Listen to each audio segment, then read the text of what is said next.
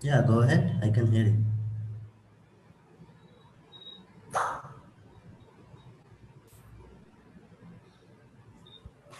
So can we revise basis once? You guys weak?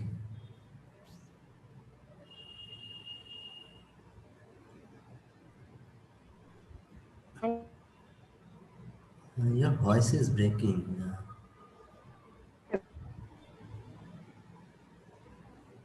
Sir, I was saying, can we revise basis, rank, and dimension once? Okay. Okay, I can start from there itself. Basis, rank, and dimension. Sure. Let me share my screen first.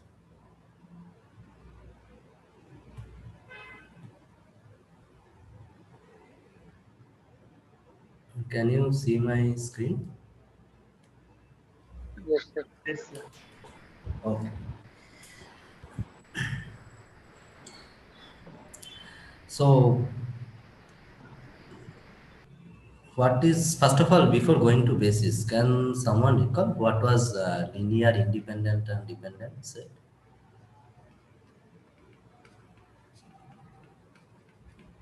Anyone?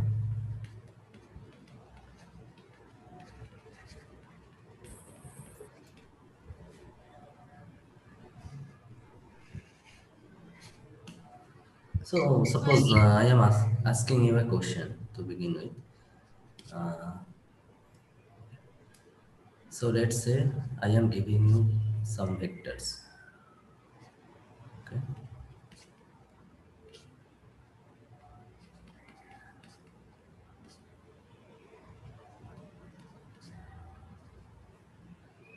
So, this is a subset of R2, right?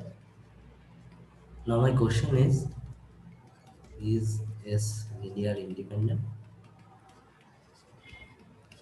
No. No. Why? No. Multiples of each other. Elements of multiples of each other. So there are two elements which are multiples of each other, right? Yes. Okay.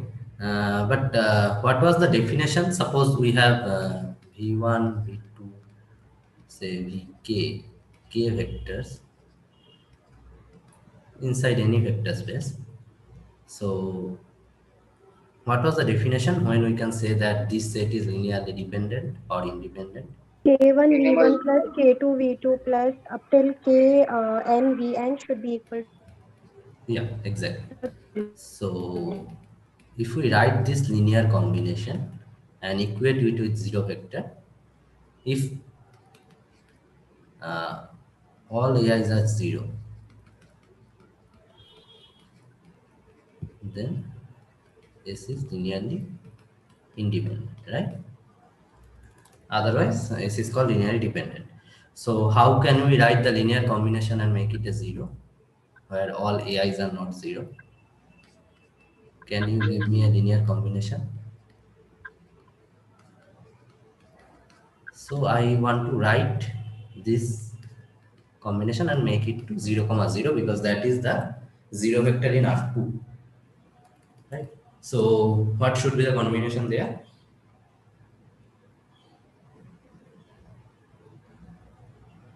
Uh, one of you all have already said that one is multiple of Only other, right? all coefficients are zero, then only. But this is this set, this is not linearly independent, right? So there must exist a combination where all ai's are not zero. So can you give me one such combination? A2 is equal to Yes, 0, 2, A1 1, is equal 0. A1 is equal to to 1, One by and one. A3 is equal to -1. Okay, so you're saying A2 is 0, A1 is Yeah, 1, and A3 is -1. yeah. But that is not 0, right? No. Because then 1, this is -5, that will be -4 and comma 4. That is not 0. So you can see that this vector 2 comma 0 is multiple of 1 comma 5, right? And multiple by 2 basically, scalar multiple. So I can write it like this 2, 1 comma 5. That is basically our 2, 10. A2, A3 both are 0. A3 I can take as 0. This combination, right? I can write this combination. So all AIs are not 0. Correct? So this is a linear combination where all AIs are not 0. That's why this S is linearly independent. Now, in earlier live session, I have explained this. So there are some ways to check, without writing the linear combination in some cases. So suppose we are in R2, then I will go to R3. So if S, suppose S is the set inside R2. So if S has more than 2 vectors, then it must be linearly independent, right? Dependent. Dependent. So linear dependent. Linearly dependent, right? Linearly dependent. Why is that? Can someone tell me why is that? So now you know basis and dimension, so you can also explain in that terms. Basis has R2 has a dimension of 2. So Its basis can have only 2 vectors. The number of variables is more than the number of equations. Then the set is always linearly dependent. So if we write the linear combination, then if you want to find A1, A2, A3, then whatever you are saying is correct. And also what Divya was telling, that basis of dimension of R2 is 2. So In R2, 2 vectors are enough to span whole R2. Whatever there extra, that will be the additional vectors. Exactly. So, basis can have exactly 2 elements. Now, what is the basis? So let's break it down from here. So basis is basically a set which is linearly independent as well as maximum linearly independent set, right? Minimum. So that is one definition. But before going to that point, so the definition of basis is it must be linearly independent as well as it spans R3. Spans the vector space. So in this case, it is R2. Right? So this is the definition. It is a set which consists of linearly independent vectors which spans the whole R2. Right? Now from here we can derive that. So from here we can derive that basis is basically maximal linearly independent set. What does it mean? One more set will make it linear dependent. Suppose I have a set S and I add one more vector to it. One more vector. Now it cannot be independent, right? So that is what is called maximal linear independence. Suppose I have a linear independent set, I call it a maximal linear independent set. If I add any other vector in that set, then the set cannot be a linearly independent set. Then the set will be linearly dependent set. So as basis is maximal linear independent set, then it must have 2 elements. Now if I consider a set with 3 elements, it cannot be linearly independent, right? That's what the definition of basis confirms. And what was the other definition? It's a minimal spanning set. Minimal spanning set. What does that mean? If remove one element, then it will not span the entire vector space. And it cannot span the whole. Yes, sir. Exactly. So now if I go back to the example which I have started with, 1, 5, 2, 10, and 5, 1. So this was our set. Now we have already shown that this is not linearly independent. So this is linearly dependent. So can I remove one vector to make it a basis? Yes. You Yes, can sir. remove any one of them, 1, 5 or 2 or 10. So in between these two, I cannot remove 5, 1, right? Yes, sir. Yeah. So if we can remove anyone between 1, 5 and 2, 10, then the new set I am getting is 1, 5 and 5, 1. Now, is it a spanning set of R2? Yes, sir. Yes. It must be, right? Because it's a, first of all, it's a set of cardinality 2. So there are two vectors which are linearly independent. And that is basically maximum linear independent set. Because I cannot add any one vector here so that it will be linearly independent because it reached this dimension, right? It has reached till the point where it can be. So it is the maximum linear independent set. So it is a basis. So it must be spanning set. And can we remove any more vector from S prime so that it No, will sir. span No, sir. No, R2? sir. No, No, sir. it cannot be, right? So this forms a basis. Sir, I want to ask a doubt regarding one vector space. Okay. But let me finish this discussion, then I will take your question. Okay, okay. Will that be okay? Yeah. So in R2, what I am getting, the first point is if a set has more than two vectors, then it must be linearly independent. Now, can there be a set inside R2? So this is my question to all of you. So this kind of question also can come in SEM or any of the exam. So can there be a set is of cardinality 2 in R2 such that S is linearly dependent? So there Is it can possible? set, Yes, but it sir. will Linear not Can a combination. spanning set of R2. Mm, can you repeat?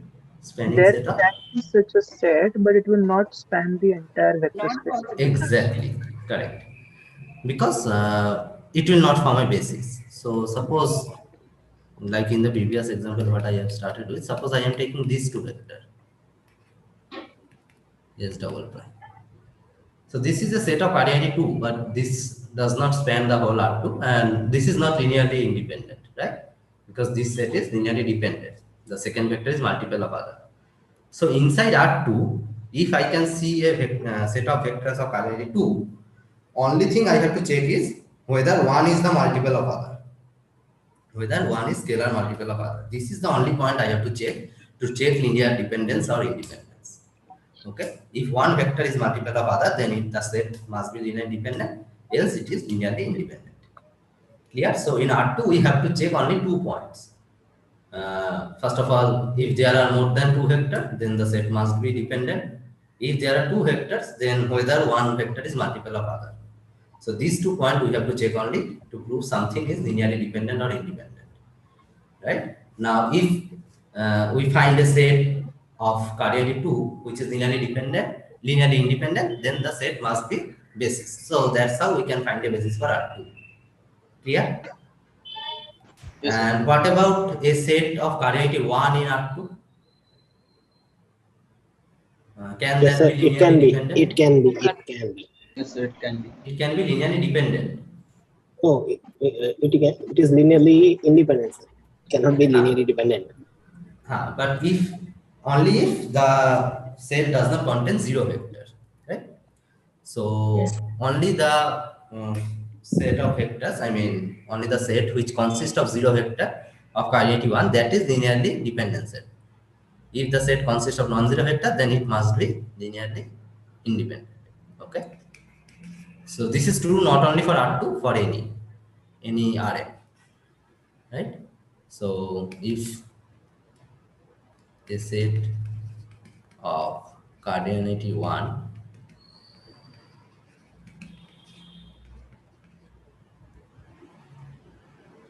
which consists of non-zero vectors must be linearly independent. Okay, so this point you realize. Now what about sets in R3?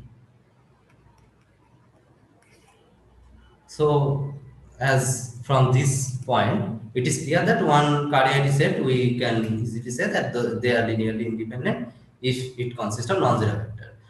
Now what about set consists of two elements? I mean set of cardinality 2. Suppose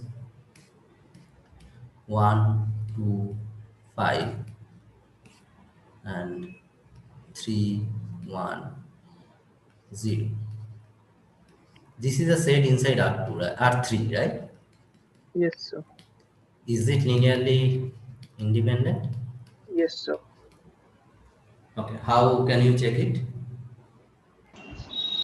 I I mean, mean, directly how can you say Linear it? combination not possible.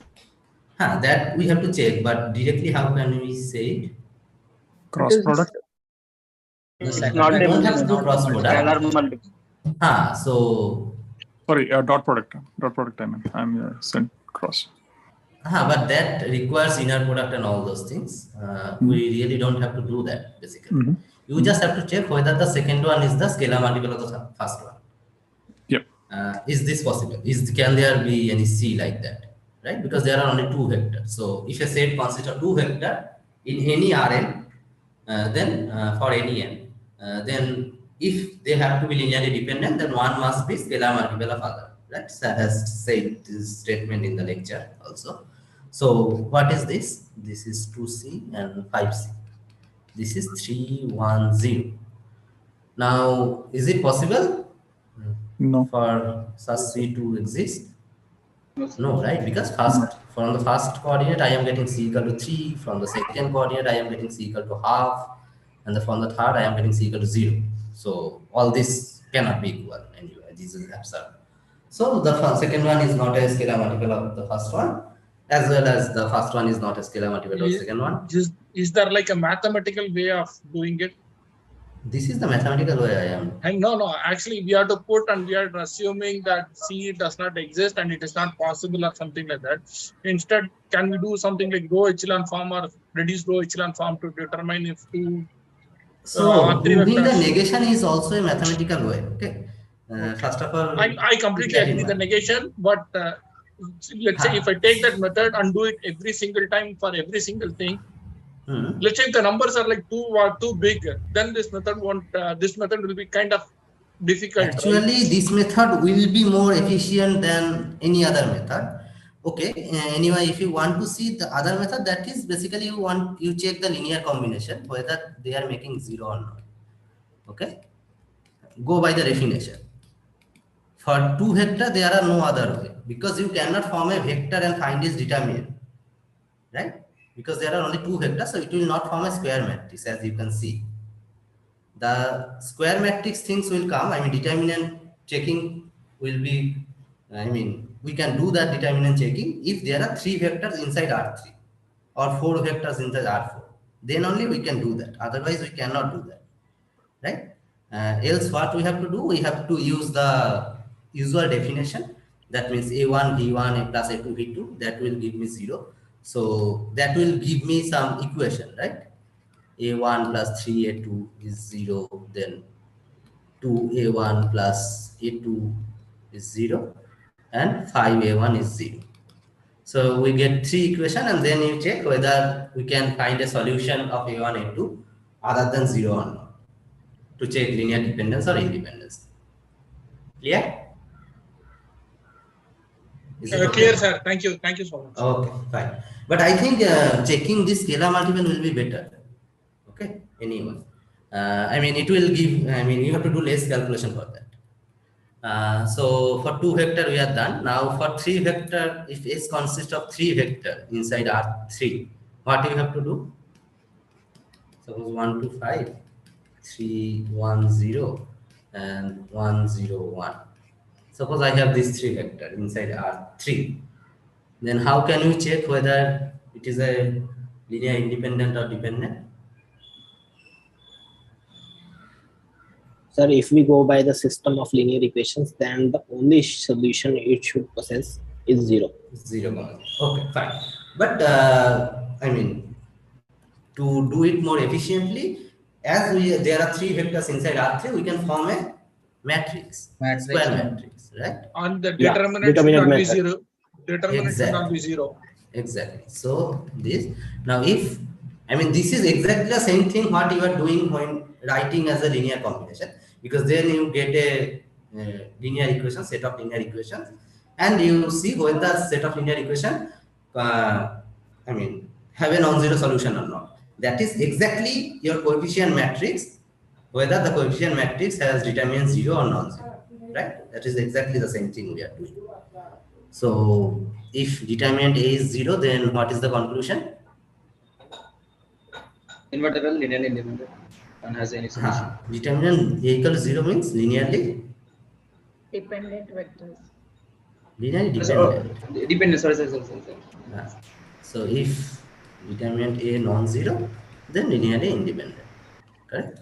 Because what we are getting anyway, A1 1 2 5, A2 3 1 0, A3 1 0 1, that is 0 0 0, right? So what we are getting here, A1 plus 3A2 plus A3 equal to 0, 2A1 A2 plus 0 A3 is 0, 5A1 0 A2 A3 equal to 0. So this is the set of linear equations, and if you write the coefficient matrix, it is nothing but what we have written as A, right? So this is your coefficient matrix. Now the system of linear equation is Ax equal to 0. Now this is a homogeneous system of linear equation. It can have either unique solution or infinitely many solution. No solution case is not possible here because 0 is anyway a solution. Yes, right? sir. If the For matrix is if the determinant is non-zero, then the only solution possible is x equal to 0. Exactly. So that means they are linearly independent. Exactly. Okay. Clear? Now, so another thing we can derive May from I here. ask you to repeat Excuse the me, last bit? sir. Huh? Okay. Can you repeat the last bit about homogeneous systems what you just mentioned? Yeah. So if I write this linear combination, and so I can write this A matrix as my coefficient matrix. And Correct. what is X? X is this A1, A2, A3. Yes. Right? Yes. Yeah. So yeah. A this is 0. Now we want to find whether all these AIs are 0 or not. Right? So the solution X is 0 or non-zero. Now for homogeneous equation, there are two possibilities. One is unique solution And infinite solutions. and infinitely many solutions. No solution is not possible because 0 is always a solution. Right? Okay. So if it has a unique solution, that means the only solution is 0. It must be 0 because 0 is the solution, we know, and that is unique. So no other solution can be there. So if Ax equal to 0 possesses a non-zero solution, then it must have infinitely many solutions. Clear? This is from the first week of our course. Okay, infinitely many solutions. Now, when it has a unique solution, when A is invertible, that means determinant A is non-zero. Not equal. And in this case, determinant A is 0, right? So only solution 0, that means it is linearly independent. And here it is linearly dependent. Clear? Yep. Okay, so go a little bit deeper in this, then I will again come back to basis. Now, A is invertible, that means determinant A is non-zero, and A is a 3 cross 3 matrix as we are seeing. What can we say about the rank of A? When determinant A is non-zero? It will be less than 3. When determinant A is non-zero? Determinant A, it will be 3. It will be exactly 3, right? It will be exactly 3. So in this case, rank of A is 3. Okay. So if we have a See, if determinant of A is 0, then it is not linearly independent, right? It is not linearly independent, exactly. Okay. Yeah, I just got confused in the That's what I have line. written. Linearly No, dependent. it's either linearly dependent. Oh, linearly dependent. Okay. Yeah. Right. Okay. Okay. Okay. Sir, So, they have a unique solution, right, sir? If rank of A is 3, that means determinant A is non-zero, then A is invertible and it gives us unique solution, right? Well, this is it same like saying that if determinant of A is non-zero, then it contains none of the rows as 0. Means the matrix does not have any 0 rows. So that means the rank has to be 3. If a matrix does not have any 0 rows, still it can, still it can have determinant as 0, right? That can happen, right? Yes. So yeah, what you are telling, I am coming to exactly that point. Now, what does it mean about rank of A is 3? What is the meaning of that? So it means that if you do row reduction of A, number of non-zero rows. If you do row reduction of A, then the number of non-zero rows at the end, non-zero row in reduced row echelon form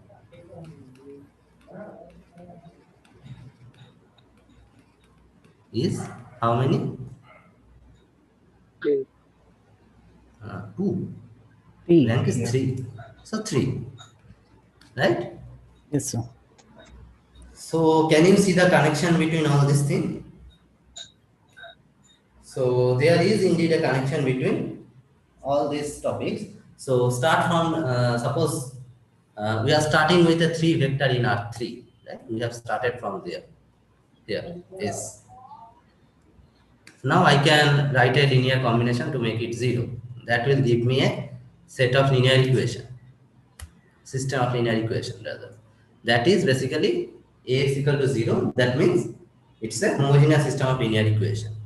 Now it has a unique solution when determinant A is non-zero. Determinant A is non-zero means A is invertible. And when A is invertible when rank of A is whole rank, the dimension of the matrix. So it is 3. Okay, it is a 3 cross 3 matrix, so rank is 3. And what does it mean by rank as 3? So if we do the row reduction of A, then the number of non-zero rows in the reduced row echelon form, that will be 3. Clear? Because that's how we find that is basically the process of Gauss elimination, right? That's how we do the Gauss elimination thing. Okay? Is it clear to everyone till this point? Yes. Any doubt till this point? No, sir. No. Great. The two statements So, what you wrote, R2 and R1, that's not clear for me. Second statement is 0 vector. If it is only 1 vector in R2, it must be this statement, right? This statement. Yeah, 2 statements you gave. Yeah, could you please repeat? So if I have a set of cardinality 1, only one vector is there, any vector inside Ra. So suppose in R2 I have say 1, 1, this set. Is this set linearly independent? Yes. It is, right? So if I have a set of cardinality 1 inside Rn, I am just taking one vector from Rn, I am forming a set. That set is linearly independent, right? Only when if the vector is 0, then only this set is linearly dependent. A set of cardinality 1 can be linearly dependent only when it consists of 0 vector. Because if a set possesses 0 vector, then it must be linearly dependent, right? Because I can write a linear combination where, the scalar is non-zero, right? I understood it as it must have one linearly independent vector. Like that I understood. No, that is not what I am saying.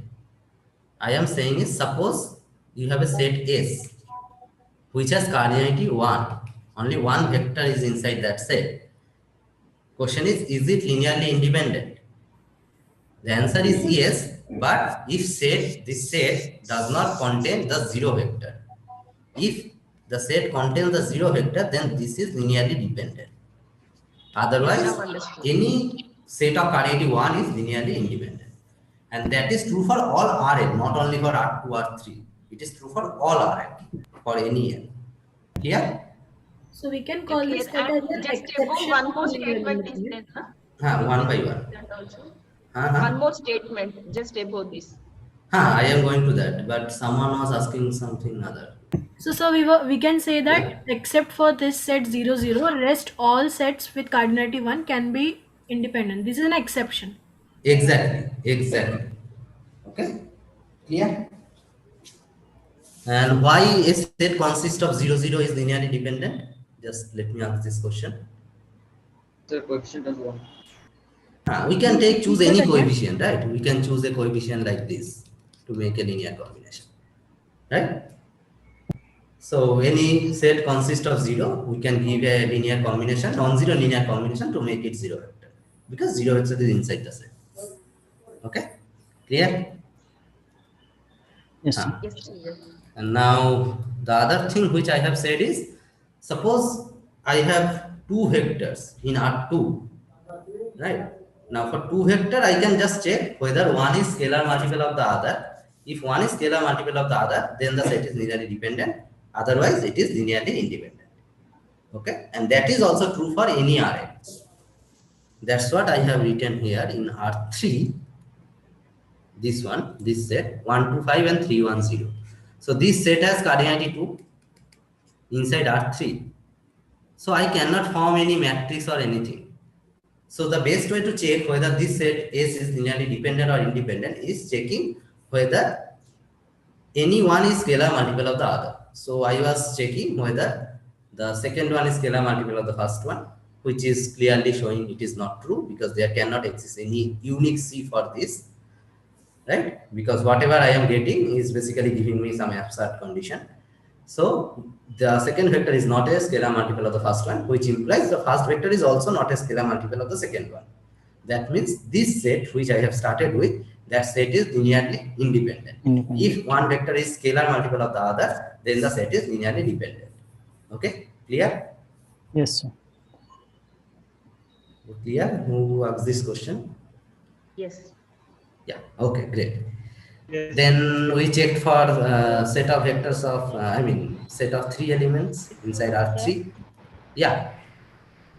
Sir, the matrix representation of the set 1, 2, 5, 3, 1, 0, 1, 0, 1. That is, we need to represent in row wise or this column. So see what we get here. When I am writing as a equation, then the coefficient matrix, what we get, that is basically if we write these vectors as column wise, right? Okay. That is what we are getting. You don't But have actually plus, 2y plus 5, is it like that format? If it is, then we need to write in row. So that's why I'm asking. Because that is what we are doing here. We are forming a system of linear equation from here. Whatever the system of linear equation we are getting, the matrix which we are writing, that is basically the coefficient matrix of this system, right? And then we can see that the coefficient matrix is basically the matrix which we can write by writing this vector as column wise. Okay, that is what we are getting. Okay, so for 3 vectors it is clear. Now what about set of 4 vectors in R3? Should I write it, or you can just tell it now? What about a set of vectors inside R3 which have more than 3 vectors? Is it linearly independent or dependent? Dependent, because again dimension of R3 we know that this is 3, and whenever we have a set of vectors which has more vectors than 3 vectors, then that is linearly dependent inside R3. Clear? Yes. So if cardinality of S is 4, then S. Sir, because the fourth vector would be spanned by the first 3 vectors. This is the reason. Because dimension is 3, na? And every vector in that vector space can be spanned by these 3 vectors in the dimension. Yeah, you are assuming that the first three vectors are linearly independent or something, but Yes. I mean, this kind of situation can also happen, no? Yeah. Yes, sir. Of course. They should This be kind of linearly situation. independent. Yeah, right. So there exists at least one vector which can be spanned by the other three. That is true. Okay. Clear? I mean, basically this will not form a basis. If there are more than three vectors, it will not form a basis, so it cannot be linearly independent anyway. This must be linearly dependent. Okay? Because there must be one vector which can be expanded by the other three. Clear? I think that is what you meant to say, right? Yes, sir. Yeah, great. So for R3 we are done, and we will deal more with R2 and R3. So, I mean, is the basis, what is the basis and what is linear dependence and independence, is that little bit clear now? Yes, sir. You can check from here, right? Okay. Now suppose another thing which there are many questions from quiz 2 and also mock paper. Suppose I am writing a subset of R3 like this.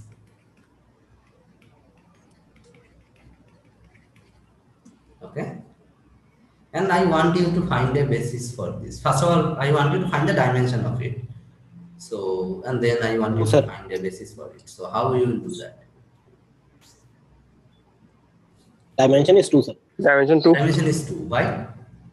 Sir, Z is dependent on X and There are Y. two linear independent variables. X and Y are independent. Z is dependent on X and Y. Exactly. So, I can write Z in terms of X and Y. So, there are two free variables. We call it free variable, right? So, these are free variable. This is dependent variable. So, here I am talking about variable, not vector. Okay.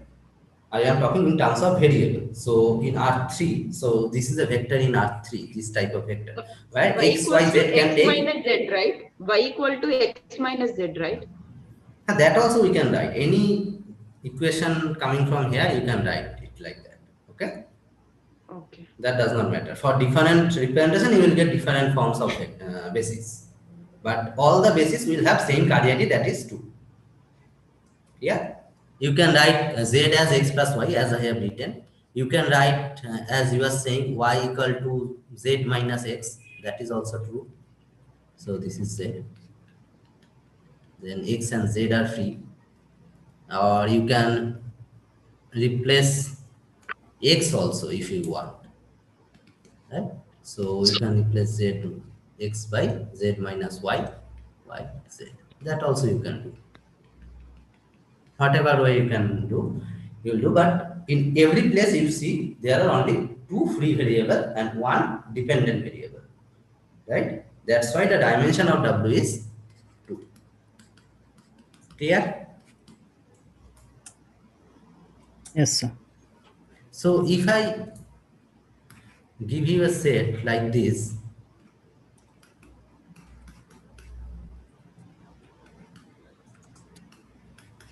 is this a basis of W? Actually, sorry, for me it's not clear. How come x and y both are free variables? Because x plus y equal to z, so I can replace So z in terms dependent. Z is dependent, right? And one of x and y must be dependent, right? Why? How these both two will become free variables? No, so here are three variables, right? X, y, and z, right? Yes. And only one relation is there. What is the relation? Z is sum of x and y, right? Okay. I can put any value for x, put any value for y, but z will be fixed. Z I cannot change once I fix values for x and y, right? Okay. Clear, no? This is one equation, right? One equation, x plus y equal to z. So what are the free things here? What are the things you can give input there? X you can and give Y. input for x and y. Then you get some z. That is what it is telling. Right? Okay. So Now, we if can we just, play around with this equation, you can write it like this, right? Y equal to z minus x. Then, can you tell me what are the free variables here? set an X. Is Z it and right? x are free here because you can give input to z and x and you can get some y, right? That's how we are calling it free variables and dependent variables. Sir, Yeah. sir, I understood the dimension because there are two free variable and one dependent variable. But how can you generate the last line, the basis? 1 minus 1, you set the value for x and y. No, that is my question. Is it a basis? I have not Yes, said sir. it is a Yes, sir, basis. it is a Yes, basis. that is basis. Yes, But sir. now tell me why. It is So a just putting 1 0 0 1. Independent Earlier as well as x it and is y satisfy value, that then you will condition. get z X plus y value. is Sir, equal to z. if I put x is equal to 1, y is equal to 1, then z will be 2. Then 1, 1, 2 will be the basis also.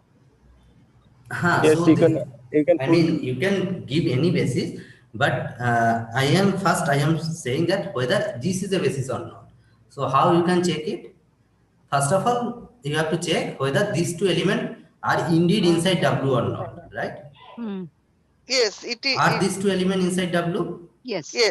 It's inside W. Next, what you have to check? Next, you have to check whether these are linearly independent or not. Independent. Are these two elements linearly independent? Yes, sir. Yes. Right? Yes, sir. How can you check Yes, it? sir. Just now we have discussed. So you have to tell me By how can you check it? By scalar Scalar multiplication. So one is not scalar multiple of the other, right? determinant. So this is linearly no determinant. We cannot determine because it is Yeah. not Not a determinant forming because Yeah, it's not a it's square not a matrix. square matrix. Exactly. So linear independent we can conclude, right? So it is a set inside W, and we know the dimension of W is 2, and it is linearly independent set.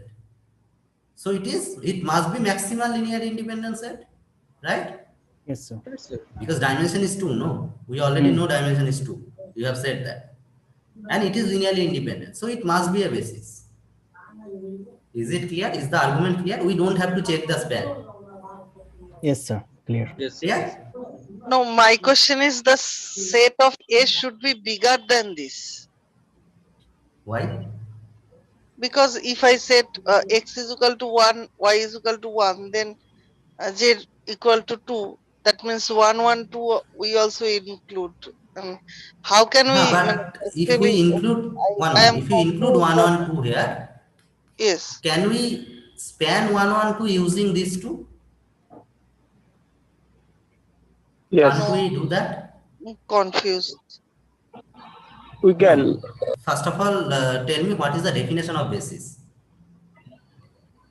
Maximal linear independent. No, I am Set. asking her. Let her answer this because she Minimal has a doubt. spanning set. Minimal spanning set.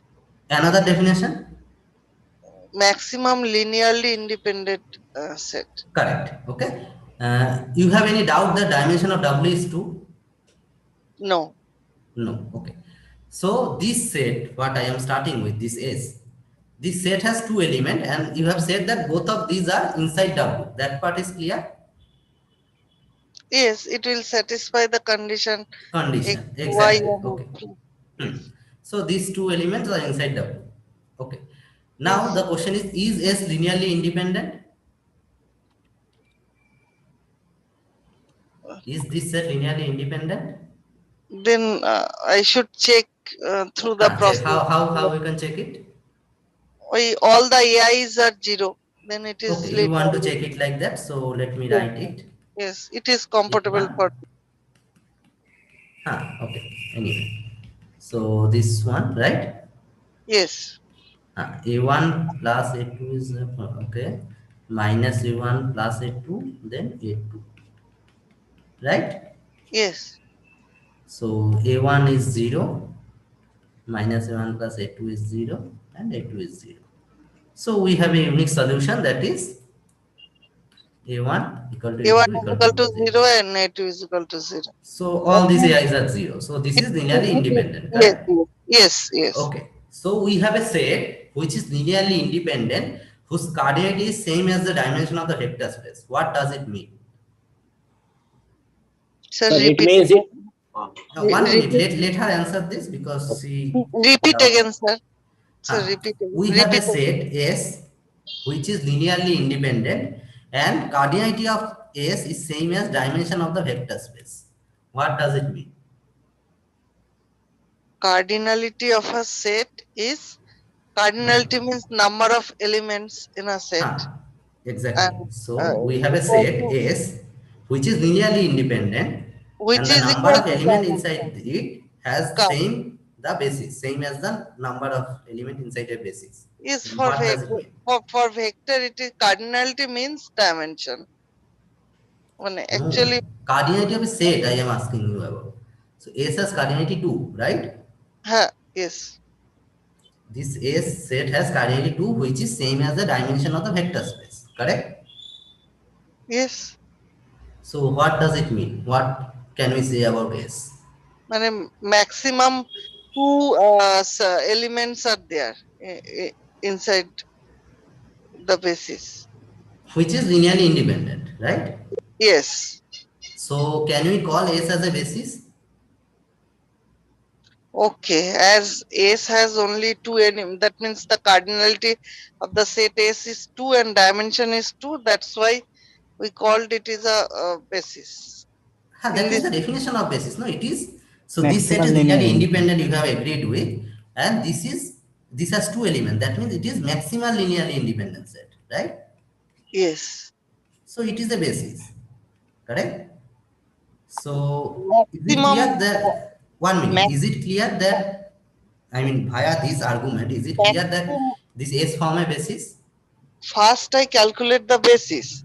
Then I calculate the dimension. How many sets are, cardinalities are there? So No, suppose how can one I minute, know? 1 minute. Okay. We start with a vector space, okay, W. I am asking you what is the dimension of W, right? Oh, okay. That was my first question, okay? By any way, by using any basis method or any variable, dependent variable, free variable, any way you can conclude the dimension is 2, right? Okay, I thought in the wrong way. That first basis, then dimension actually. Oh, okay. So the basis you are talking about, you are basically taking this thing, and the basis you are Yes. talking about is 1, 0, 2, 0, 1, 2, right? This is a basis, correct? Actually, Right? This basis you are talking about, yes, right? actually, my confusion is that how many sets I should include in the basis. Maximum There can be linear. infinitely many bases, right? But all of them have same cardinality. Is it clear? No. There can be infinitely many bases. This S prime is also a basis, right? Okay. No.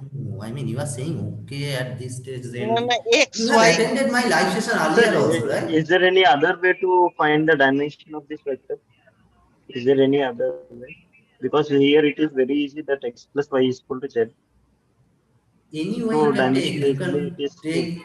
You can take the dependent variable, independent variable. You can In form the a previous basis session yourself first. Shubham explained this clearly. Yeah. No, I have So attended this session. Yeah, that's why you are not clear. If you would have attended the session, it's really helpful. but I think you were in my earlier sessions also where I have explained this.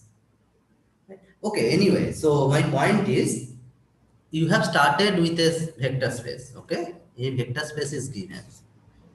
First of all, in a vector space, how many bases can be there? Infinitely many. Infinitely many bases can be there, right? Yes, sir.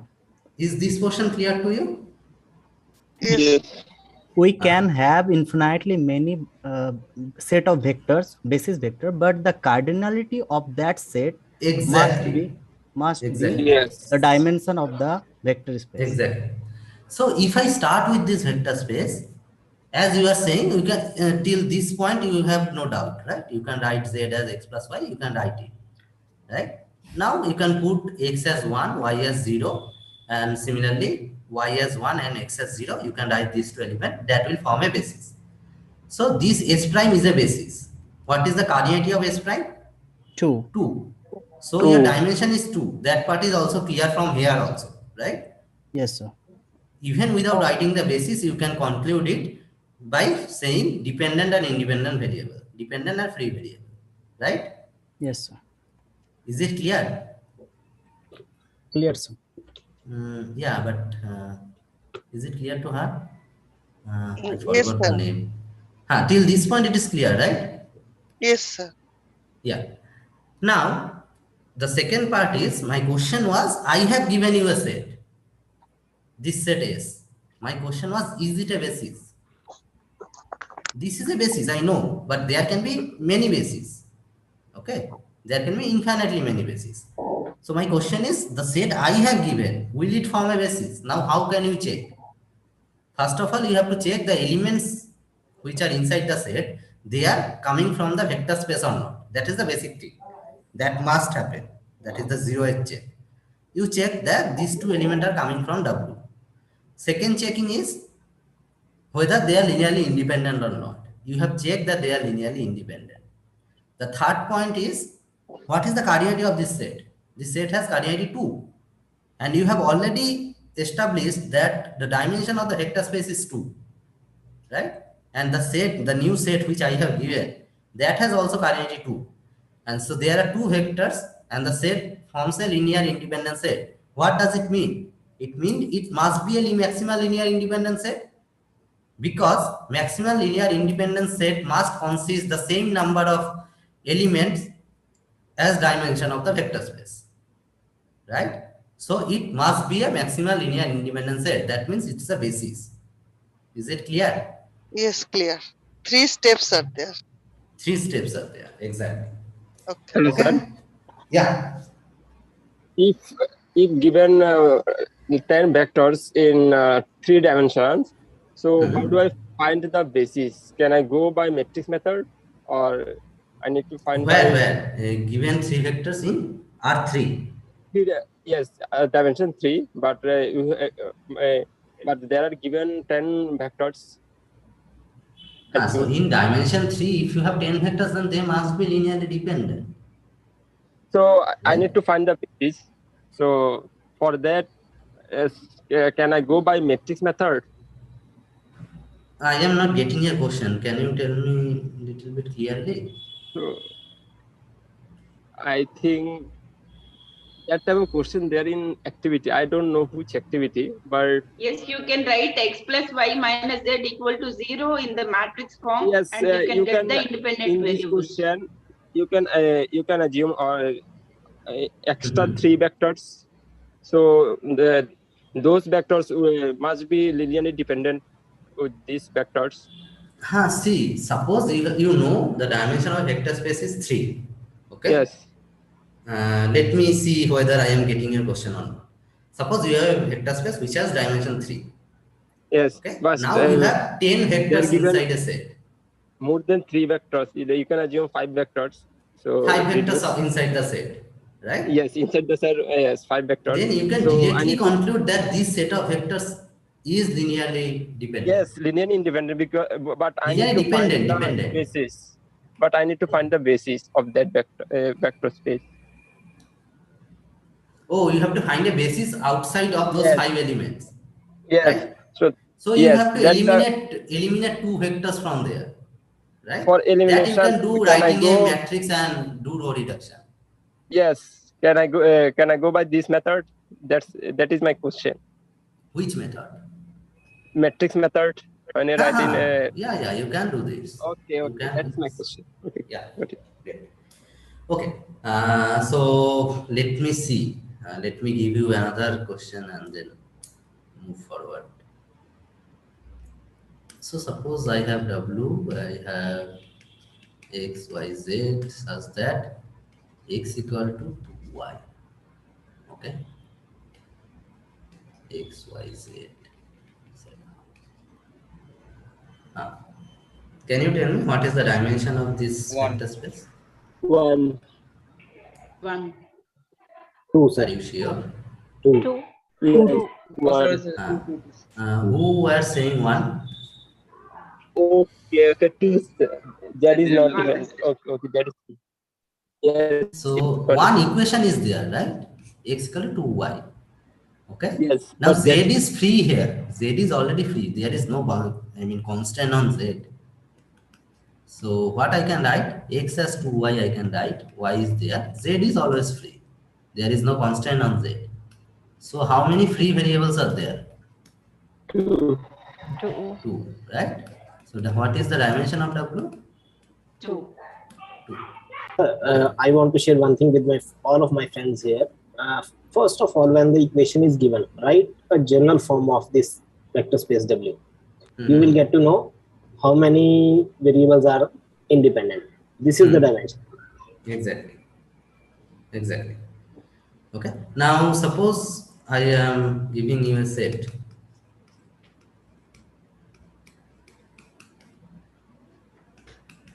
Is this a basis?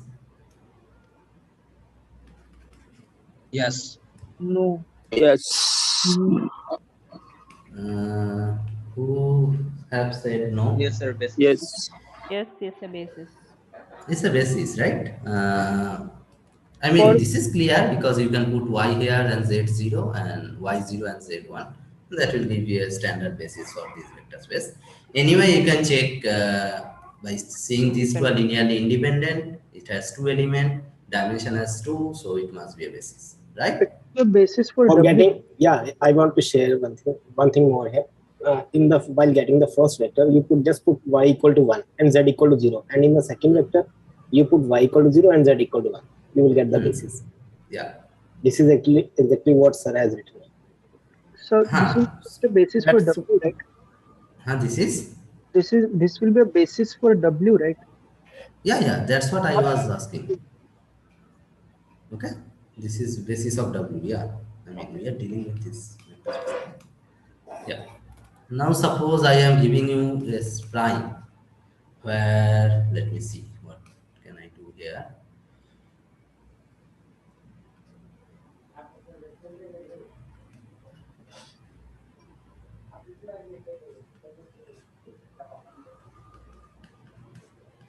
Is this also a basis? Yes. Yes. How can you check that? We can Because put It is It not is just 0 in the second equations. element, so it's not a basis. When you put y equals to It is No, half, this is then we are get 001. Yeah, yes. Z is not 0, so it's not a basis. Z is this is a free basis, Why right? Z should be 0? It's a Z basis. is free variable. We can assume anything. Z is free variable. No, I mean what is the cardinality of this basis? I mean, So what is the dimension? Dimension is 2, right? 2. So Are these two element inside W? Yes, sir. Yes. Yes. Is it clear to everyone? Are these Yes. two elements inside W? Yes, sir. Yes, sir. Yes, sir. Yes, sir. Yes. Okay. Everyone, right? These two Yes. elements are inside W. Then these two elements are linearly independent. Is it clear to everyone? Yes, sir. Yes, sir. Yes. Anyone has any doubt can ask me here. Sir, one doubt. Any Sir, doubt to check regarding if this this, is first of all? in the W. Sir, so we have to check if 2y comma y is in this vector s dash. That is. You have to check x equal to 2y or not. Okay? X equal to 2y or not for both the vectors. For both the vectors are satisfying this, right? X equal to 2y. Correct? For this, x is 1, y is half, and these both are 0. So anyway, x equal to 2y will be satisfied. Right? Yes, sir. Yeah? Okay. So Z can be any number. Yeah, it can be. Because there are no constant on z. I was thinking Z must be 0. No, what you have to check? You have to check whether these two elements are inside W or not. Are these two elements inside W? Yes. Right. Okay. If you understand this thing, then tell me this one. Sorry.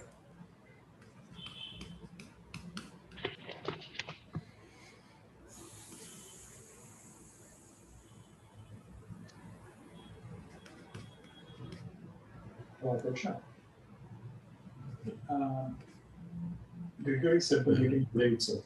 Is S double prime a Yes, sir. basis of W? Yes. Yes. Yes. Yes, sir. Basis. Yes. No. Okay. No, Why? no. Tell Yeah, me it why. Sir, is. these are dependent sets.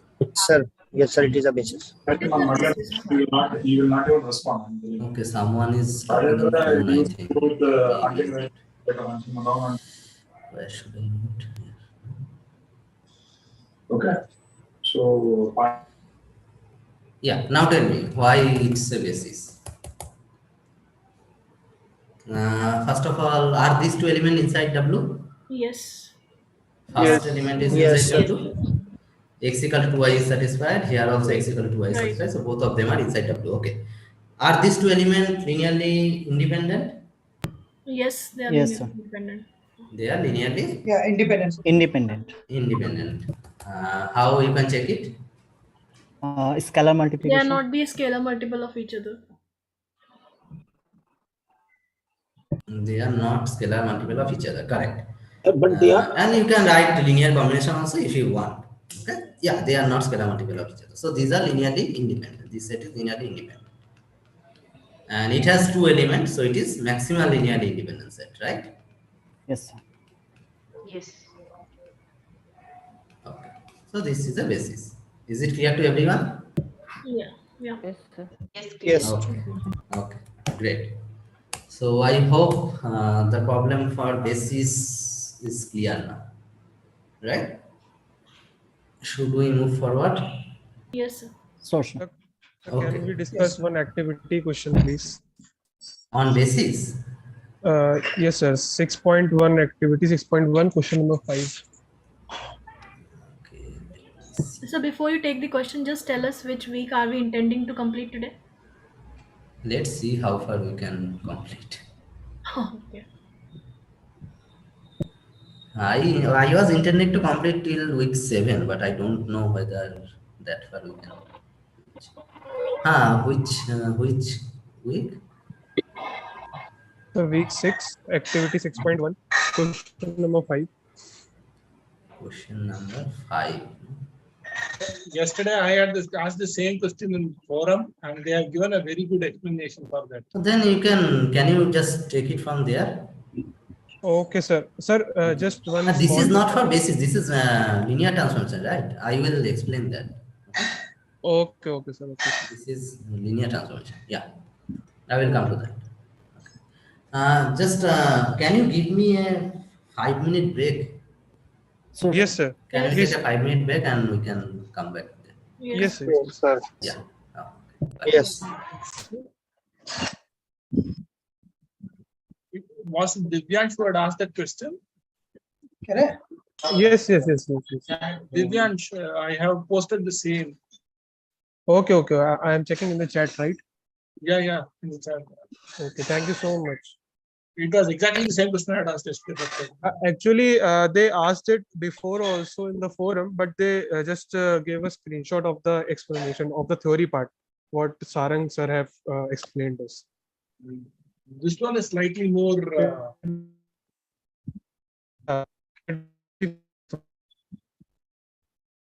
This one is slightly more detailed.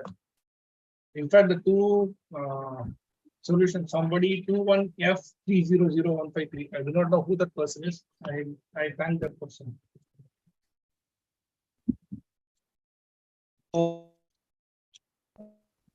Your voice is breaking, Divyansh. Hello. Ha. Yeah, I'm asking, do you know the question number 6, option number 4 answer? Question like number why 6, it is correct? Yeah, 6.1 only. Okay, 6.1. So 6.1, I think I did pi into 10 plus e into 01 should give this answer. Alpha into beta should give that variable, right? So that's how I tried. Actually, it wasn't like I couldn't understand how it is possible. Rest of the part I got understand like these are correct, but the last option I wasn't able to.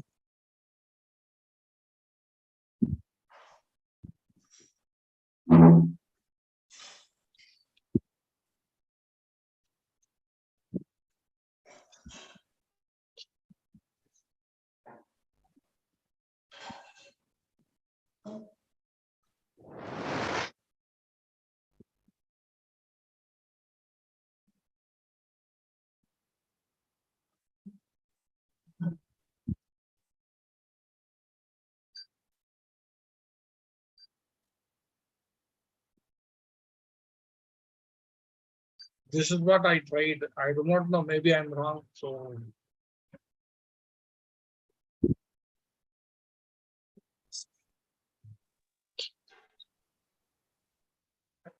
Could anyone explain this?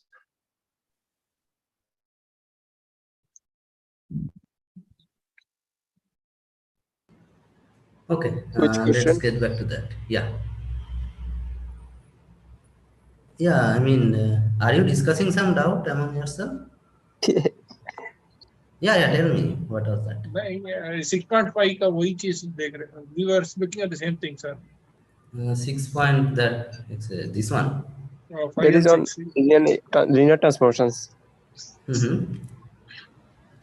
Sir, actually, he was giving me the link of the discourse. Okay. Yeah, anyway, this type of question we can solve, I think. So, okay, so let's start from week 5. What was there in week 5? Matrix and nullity, right? Okay. So, what do you understand about nullity of a matrix? Where X equals Number to of 0 rows Number of 0 rows in the matrix. I mean, is this always true? Why, in case of rank also you are saying like this, but X actually the equals to thing is 0. after row reduction that is the case, right? After row reduction, the number of non-zero rows is your rank. Yes, sir. The nullity of matrix is defined as the number of independent variables in it. Variable of what? So independent variables, number of independent What? I mean, of in that case of matrix. matrix, what are variables? Of the null We space. don't have any Null variable. space. Of the null The space. null sir. space. Yes. It's the cardinality of null space. Exactly. So suppose I have a matrix like this. 1, 2, 3, say anything here, 0, 5, 7. Okay. These are 2 rows. Now, suppose this is my matrix, then null space of A is basically set of vectors. Now, where this set of vectors will come from? This is 2 cross 3, right? So, what should be the, where should be the, this set of vector will come from? R3. R3, exactly. R3 such that Ax equal to 0, Number right? of columns. Exactly. So why that is happening? Basically, if you write Ax equal to 0, what does it mean? This multiplication should be defined, right? So it should be like x1, x2, x3, 3 cross 1. And that should give you a 2 cross 1 vector. So it is 0, 0, right? This is the equation you are getting, Ax equal to 0. Correct. So this is the null space. First of all, we are calling it space. So is it clear? I mean, do you remember that this forms a vector space? This is a subspace of R3. Yes, sir. Yes, sir. Yes. Yeah, this is a subspace of R3. Now, can someone just recall what is a subspace of a vector space? What are the points? Zero vector should be Zero. inside. Exactly, 0 vector should be there. Fine. Then And it should obey the closure properties of addition and multiplication. good, very good. Very So does 0 vector, I mean, exist in this? Yes. Yes, it Yeah, is. because A0 equal to 0, that always true. So 0 vector is there. What about addition? Suppose x1, ax1 is 0 and ax2 is 0. These are two vector, x1 and x2. So I should not write x1 and x2. I should write v1 and v2 probably. Okay. And what about v1 plus v2? So this is AV1 plus AV2. Both of them are 0. So it is 0. Similarly, for scalar multiplication, you can check. Right? Okay. So this is a subspace, right? And in this case, it is a subspace of R3. Now, the dimension of this null space is basically a nullity of it. Okay. So that is basically what we have seen here. Okay. So what is the nullity here in this case? Can someone tell me? What is the nullity of this matrix? Nullity of A?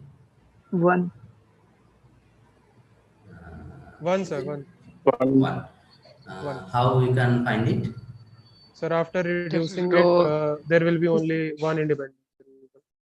Rank is 2. Nullity Rank is is 2. nullity is Well, 1. nullity is 1. Rank And is rank nullity theorem. Rank theorem by using rank theorem. But okay, so but can you give me a basis for the null space?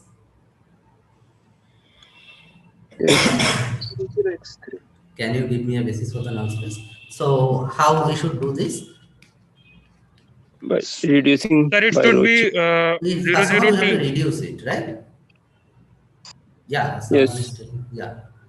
Go ahead. We have to reduce it to reduced row echelon form and then give arbitrary values to independent variables. From that, find the. Correct. So this is 7 by 5, and then another step I will do to what 2. So that will give me 1, 0, and 3 minus 14 by 5, I think. 0, 1, 7 by 5. So this is same as 1, 0. What I am getting 1 by 5, no? Minus 1 by 5. Is it? Yeah. No, it will be 1 by 5. 1 by 5. Yes, minus correct. 1. Yes, sir. 1 by 5. 3 minus 16 1 by by 5. 14. This is 14. 3 minus 14. 14. Yeah, So 15 minus 14 by 5. 15 minus 14 divided by 5. 1 by 5. that's the 16. So this is the row reduction we are getting. So after row reduction, we are saying that there are 2 non-zero rows. So rank is obviously clear. Rank is 2, right? Yes, sir. That part is clear. Now, what about nullity? So using rank nullity theorem, you can conclude the nullity. But if I want to see a basis for that, what I have to do? This is 1, 0, 1 by 5, 0, 1, 7 by 5, x1, x2, x3. This is 0, 0. So let me write the equations. So x1 plus x3 by 5 is 0, and x2 plus 7x3 by 5 is 0, right? So from here, the matrix itself, these two are pivot element, right? Yes, sir. Yeah. These two are pivot element. So these two corresponding to which variable? Dependent or independent? Dependent variable. Dependent variable. Sir, can you tell a pivot element how it is pivot? It is one, that's one. So in row reduction, what is pivot? What are the pivots element? In first row, first column, if there is one, that is pivot. In second row, second column, if there is one, that is pivot. Now there is no third row, so there cannot be 3 pivot element, right? Okay, these are called pivot elements. What you are fixing, I mean creating one, right? In row reduction, you are creating ones, right? By dividing with the scalar, right? That is what pivot element. So you need, suppose this type of thing. Here is 0, 0, 1. Here is 7, 0, 0. So how many pivot elements are there? Two pivot elements. There is no pivot element here. Yes. Okay? Yes. If there is some non-zero element, suppose 9, then you can divide it by 9 and make it pivot element. Okay? Clear? Yes, sir. So, okay, great. So this is okay. So 2 pivot elements are there, I mean, where one should be. So these are dependent variable. So x1 and x2 are dependent variable, and they are depending on x3. So x3 is our free element. So what is the null space? If I want to write null space of A, I can write it like this: minus x3 by 5, minus x3 by 5, minus 7x3 by 5, and x3, comma x3. right? So x3 is our free element here. Now, what is the dimension of this vector space? 1. We have already seen how we can do 1. this. 1, right? Because only one free variable are there, right? Yes. 1. That's why we are doing this kind of exercise before this, right? This is exactly the same type of thing we are doing here. So here X is free. So suppose I am giving, can you give me a basis for that? Quick question here. So the matrix, minus right? 1 by 5. -1, Yeah. -1 by 5. What is your question? 1 minute. What is your question? So the other matrix, right, x1, x2, and x3, you said it is 3 by 1. Is there like a rule saying that the other matrix should have only one, one column? I mean, these are vectors, no? This should be these some are the vector. okay. Vector is always one column. And It's how always many one rows? column. Yeah. Now, how many rows are there? That depends on this. Just the A Because matrix. the multiplication should be. The matrix A determines. Okay. Exactly. The dimension of this vector. Okay. Thank you. Okay. Yeah. Okay. So, what is the basis of this for this null space? -1 by 5, -7 by 3, 1. Okay, great. So this is one basis, and as you have seen, the coordinate is 1. So nullity of A is 1, right? Okay. So suppose I am giving you a set S. Say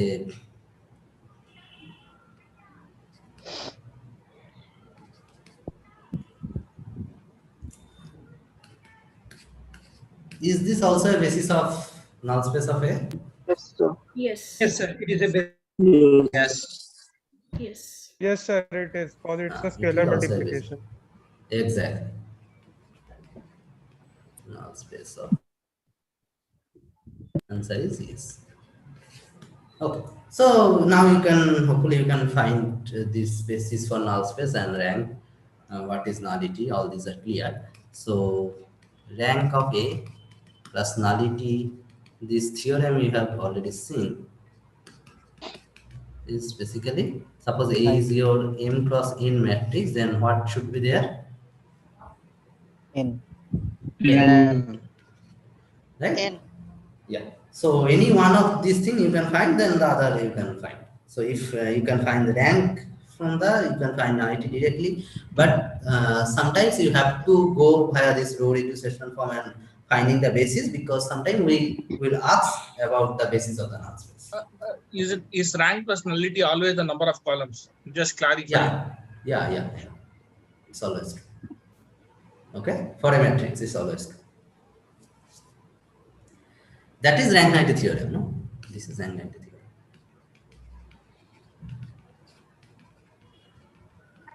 Okay, clear? So till now, any questions are there? Till this point, N any is the questions are highest there? degree, no? Huh? N is the highest number. So N if is it the is number 3 of by 2, columns. A is M cross N matrix. N is the number of columns.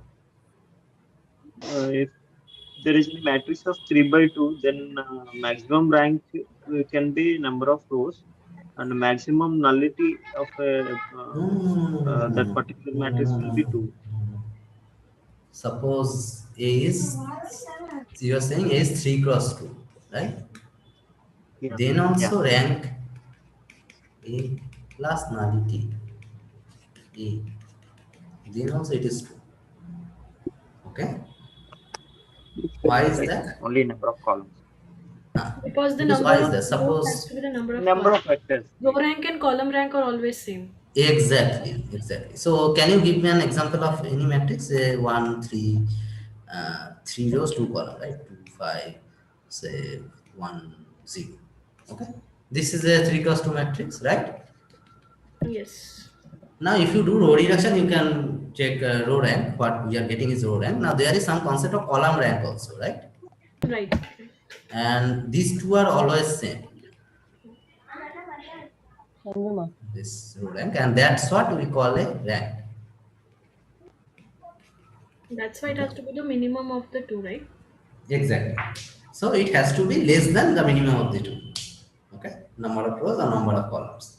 And anyway, it is more clear from this theorem if you want to see, right? Because it has to be less than this number of columns, right? Yeah. Basically, what you are doing here. So if you remember what this row rank and column rank are, so we have two spaces. One is called row space, another is called column space. Do you remember what these two spaces are? Row space is basically span of And of rows. row vectors. Row vectors, exactly. And this is And span this of is span of column vectors, right? So in this case, suppose we are taking this matrix as an example. So when I am talking about row space, this is span of what? 1, 3, 2, 5, and 1, 0, right? 1 0. This is span of these three vectors, right? Correct? Now, row rank is dimension of row space. Okay. Now, what can be, what is the maximum dimension row rank can have? 3. First of all, how is 3?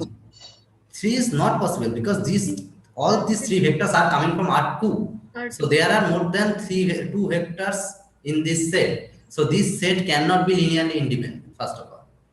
So one vector must be redundant. We can eliminate one vector, right, for this spanning set. And all these are coming from R2. So the maximum dimension this subspace can have is 2. Will be 2. Right? Because this will be a subspace of R2. And the maximum dimension of a subspace of R2 can have is 2. Correct? Yes. Is it clear to everyone? Sir, this vector is coming from R2 because it has 2 elements, 1 and 3. Yeah, all these are R2, elements of R2. No? Okay. So this is a subspace of R2, this row space. This row space is subspace of R2. So the dimension of this subspace, what can be the possible dimension? Either 0, 1, or 2. No, 0 cannot happen. So eliminate that. So either 1 or 2. So row rank can be 1 or 2 for this matrix. Right? Now what about column space? Column space. It is span of column vectors. Now what are column vectors? 1, 2, 1, 3, 5, 0. Right? 1, 2, 1, 3, 5, 0. Span of these two vectors. Now here you can check it easily. Are these two vectors linearly independent? Yes. Yes, sir. These two vectors are linearly independent, right? Yes, sir. Okay. And the spanning set, the span of these two vectors, that will form a vector subspace that has two vectors which are linearly independent, right? So the basis of this column space is this thing. This is the basis of the column space. Now what is the dimension of the column space? 2. 2, sir. Yes, sir. Correct? Because the span, the subspace which are generating, that is spanning set of this two, and these two are linearly independent. That means the subspace, this column space, is basically generated by, spanned by these two elements which are linearly independent. So dimension of the column space is 2 because this set is basically a basis of column space. So dimension of column space is 2. That means column rank is 2. Okay? And that will be equal to row rank. If you check, that will be equal to the row rank. And that's what we call a rank. Rank of a matrix. So here rank is 2. Clear? If this matrix has one column 0, 0, 0, then what would be the rank? You tell me. So suppose I am taking one matrix 0, 0, 0, and suppose here 1, 2, 1. What will be the column rank? There are two non-zero columns and one is 0, 0, 0. Okay, in this so case, you are taking a 3 cross 3 vector, 3 cross 3 matrix, right? Okay. I can take this. Yes. In this case, rank Even should in be this case, 3. it has to be 2, right? Because the 0, 0, 0 does not contribute to the rank. Exactly. So what is the rank of this matrix? 2. 2, right? 2. Yeah. Is it clear to everyone that this rank of this matrix is 2? Yes. So for defining rank, we have The to number check of row non-zero and column. rows can also define the rank here. So there are two non-zero. Sorry, the number of non-zero. Number of non-zero column or non-zero Number row? of non-zero columns. It is in the row. So number of position. non-zero rows and non-zero column after Yeah. row reduction. This is Yes. not in reduced form, right? You have to go to reduced form. That is the first thing, right? This is not in reduced form, first of all, right? You have to put it in reduced form. Yes. Okay. So first, this will be a pivot element for the first thing because here it is 0 anyway. So you can start by taking this as a pivot element or the second one as a pivot element. That doesn't matter. But pivot element should be on the top. So take this as your pivot element because this is already 0. You cannot do anything here. Then do the row operation and then see how many non-zero rows after row reduction are there. Right? So should we do that? What is that? Sir, by R2 taking a minus 2 column or R1, space right? also we can Sir, find the rank. one doubt in this. I just want to know this R2 you were saying, right? In the previous one, row space, column space. So how do you define R2 and R3? I thought it row space if it is having 1, 3, 2, 5, and those elements decides it is R2. I'm not sure how to define it as an R2 or R3. When I Where see these elements are coming from? This vector, if I consider a vector 1, 3, where these vectors are coming from? R cross R. That is R2, right? if I consider say X and Y, I can consider two dimensional. I can consider as R2. If I consider the same column space, it is X, Y, Z for 1, 2, 1. Shall I consider as R3? This is from R3. No? Okay, got it. So this column space is a subspace of R3 here. In this case. Okay, fine. This is subspace of R3, but this is subspace of R2. Yeah, got it now. But anyway, eventually what is happening, the dimension of the row space is also 2, the dimension of the column space is also 2. But this is a subspace, column space is subspace of R3 with a dimension 2. But row space is subspace of R2 with a dimension 2. Okay, got it. Yeah? Thank you. Yes. Okay, great. Now what is there? -5, right? And another is R3 minus R1. This, correct? Till this portion, have you done it correctly? Sure. You are doing with me, right? Yeah. Just check. So this is R2 by -5. 0, 1, 3, 0, 0, 1, 0, 0, -3. Hopefully you will get that. So R1 minus 3 R2, 0, 1, 0, 0, 0, 1, and R3 plus 3 R2.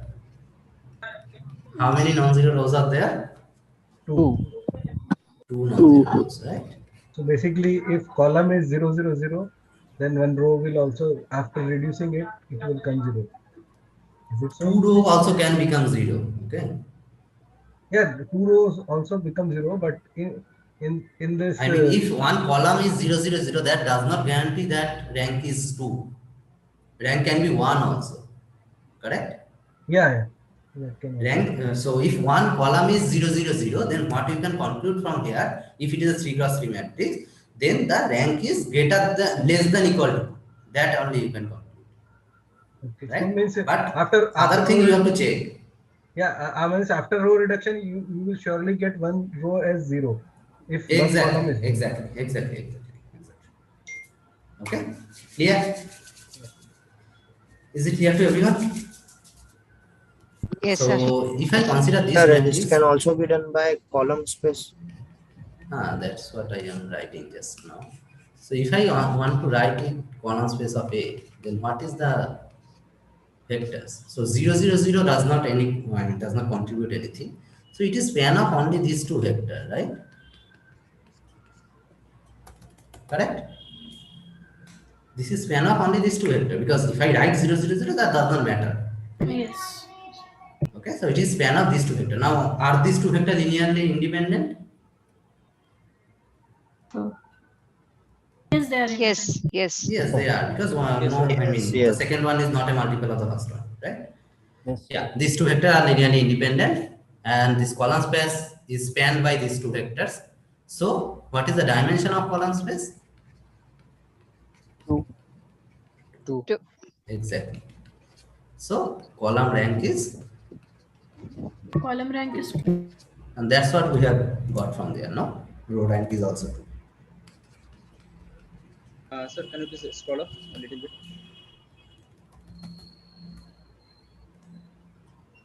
Little, I mean here or further? Okay, sir. Okay, sir. Got it. Okay. Sorry, sir. Yeah. Thank you, sir. Great. So, okay. Any doubt till this part?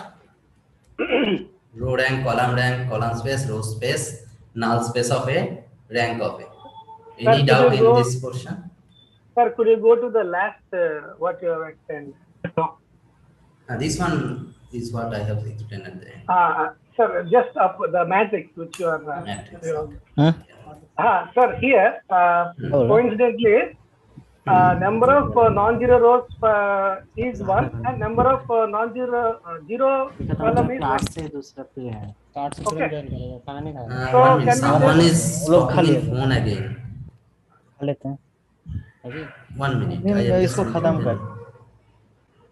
Yeah, now tell me what you are saying.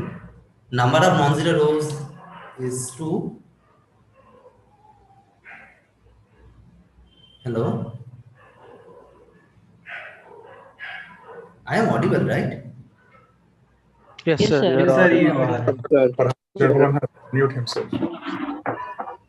Yeah, can you please repeat your question? Sorry, Sir, here in this matrix what we have obtained after row reduction, we can see that there are 2 non-zero rows and 2 non-zero columns.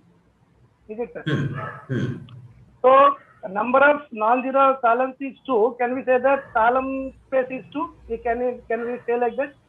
No, basically here we are doing row operation. So by doing row operation, we can only conclude what is row rank. In this case, it came as same, but it is not necessary that it will be same. Column rank and row rank will be same, but if I have to find column rank by doing operations, then it should be column operation, right? Which we don't bother about, because if we can find row rank, that will be same as column rank. It is always same. So you have to focus only on row operations. No other operations are required. Okay? Right, sir. Thank you. Yeah. Sir, we can use any one, right, sir? Row rank or columns? Anyone. Anything you can do. But I mean, we have not studied column operation throughout the course, right? Because I mean, column operation is not studied even, because we don't need that. Yes, sir. But using this technique, you can do that. If you can write what your column space is and then you can check, that you can do. Okay? Clear, no? Yes, sir. Okay, fine.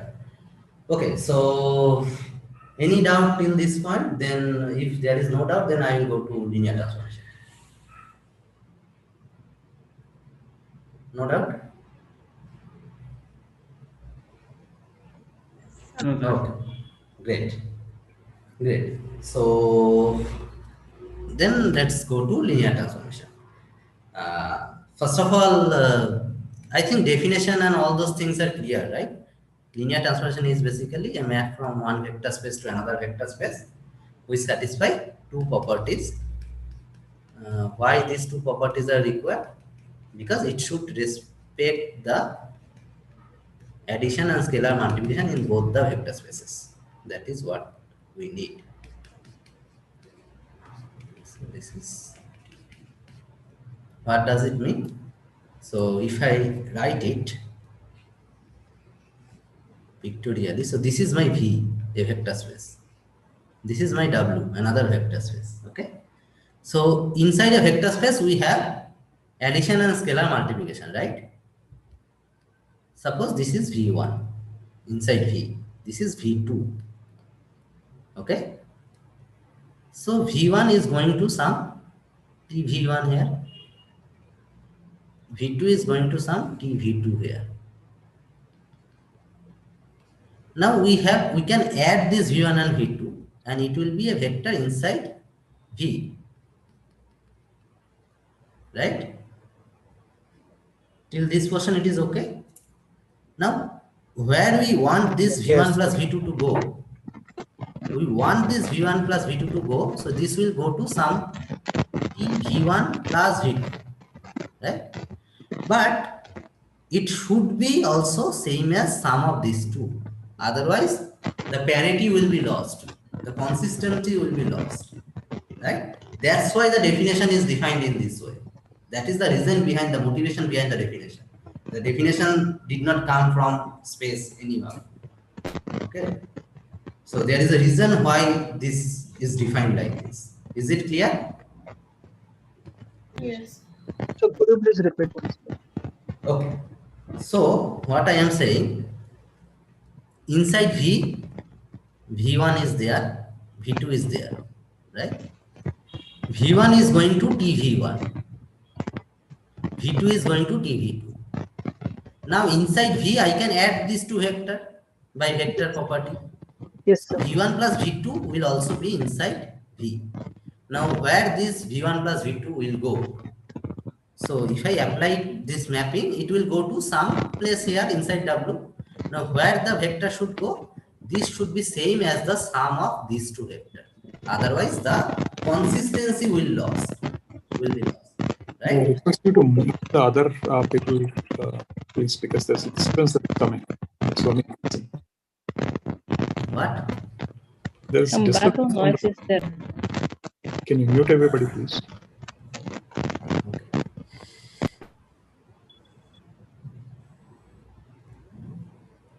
Okay. So is it clear why such a definition? Again, it is coming. Yes, sir. Yes, sir. Okay. Yes, sir. Okay. Now, similarly for the scalar multiplication also. So as I am drawing, let me draw it. So V is some W. So some vector V is there, right? It will go to some TV here. Right? Now I can do scalar multiplication of this. So it is something called CV. Suppose this is my CV. Where it will go? It will go to some TCV. Now here also we can scalar multiply. I mean, we can take the scalar multiple of this vector TV, and we want these two should be matched. That's why this definition is defined like this. Okay, till this portion it is clear. The definition part, at least. Okay, great. Yes, sir. Okay, great. So that is what linear transformation is basically. So it is a mapping which respects linearity. Right? Just keep that in mind. It is a mapping which respects the linearity. So if I give you a map from R3 to R2, T. So it will take a vector from here, any vector from here, it will define something here inside R2. Let's say x plus y and y minus z, like this. So all these coordinates should be a linear combination of x, y, z. It cannot be like x square comma xy. Cannot be like that. It is not a linear transformation. Okay? It should be a linear combination of all these elements here. It's a linear equation type of thing. Okay? So that is what linear transformation is in egg language. So that is okay. Now the main important thing is there are two important things which are required. One is kernel and one is image. So image we basically came across in functions also. What is image? The set of outputs, right? That is the image set, correct? Range So yes, exactly, range. Exactly. Here we call it image. Image set. So this is my V, this is my W. So V is my domain in this case, W is my codomain in this case, and T is the mapping, right? Now, the important thing is there is a zero vector inside W, right? This is zero vector inside W, and there is a zero vector inside V also. Yes, sir. And we know that by linear transformation, 0 will always go to 0. Right? Yes. Okay. Now, set of all outputs, that is my image. Take all the elements of V and consider all the output. That will be a set inside W, right? So image set will be inside W.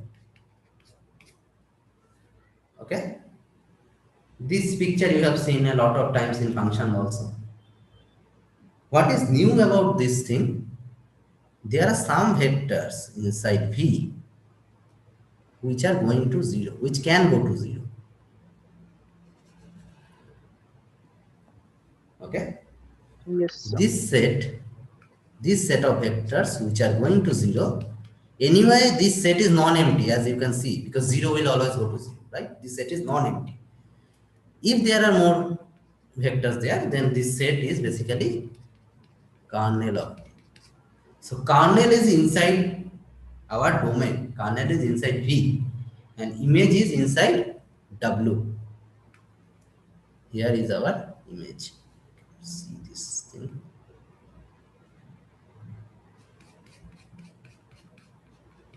Okay. Is this clear? Yes, sir. Okay. So remember this picture always. This is what is happening. Okay. Now, first thing is kernel is a subspace.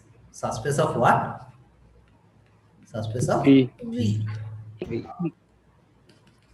So, do you remember the proof why kernel is a subspace? An image is a subspace of W. W. Okay. So, kernel is a subspace. I mean, this is also clear because 0 is going to 0. So, 0 is inside kernel. And if 2 V1 and V2, so same thing as null space basically. Kernel is basically the null space, but here is null space of a transformation. So if V1 and V2 are inside kernel, can you please mute yourself? Some noise is coming. Jitendra, right? Jitendra. Yeah, thanks. So if V1 and V2 are inside kernel, that means TV1 is 0 and TV2 is also 0, right? That's the definition of kernel. Those vectors are going to 0. Now, what about V1 plus V2? What about V1 plus V2? Where it goes? So, by definition, the linearity, we can break it down. So, it is 0 plus 0, it is 0. So, V1 plus V2 is also inside kernel. So, closed under addition. What about if V is inside kernel? That means TV is 0. Now, what about CV? Where it goes? So, again, using the property of linear transformation, I can write it C into TV. So, C into 0, that is 0. Okay. So, CV is also inside kernel. So, closed under addition, closed under scalar multiplication. That means what? That means kernel is a subspace. Subspace of V. Okay. So I have proved the first statement. I think you can prove the second statement. Anyway, proof is not required now for this discussion. So these two are subspace. So there are dimension of these two spaces, right? Kernel has a dimension, image has a dimension. So what Sir, I are have those a question. Yeah. Sir, I have a question. If we have a set consisting of only the 0 vector, what would we say is the dimension of that set? You tell me. If I have a set of 0 vector, what is the dimension? So, is it 0? But why? I don't know. I just recall you. What is the basis of that vector space? What is the basis of that vector space?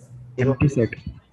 Null set, because only 0 vectors is there, so there are no linear independent vector, right?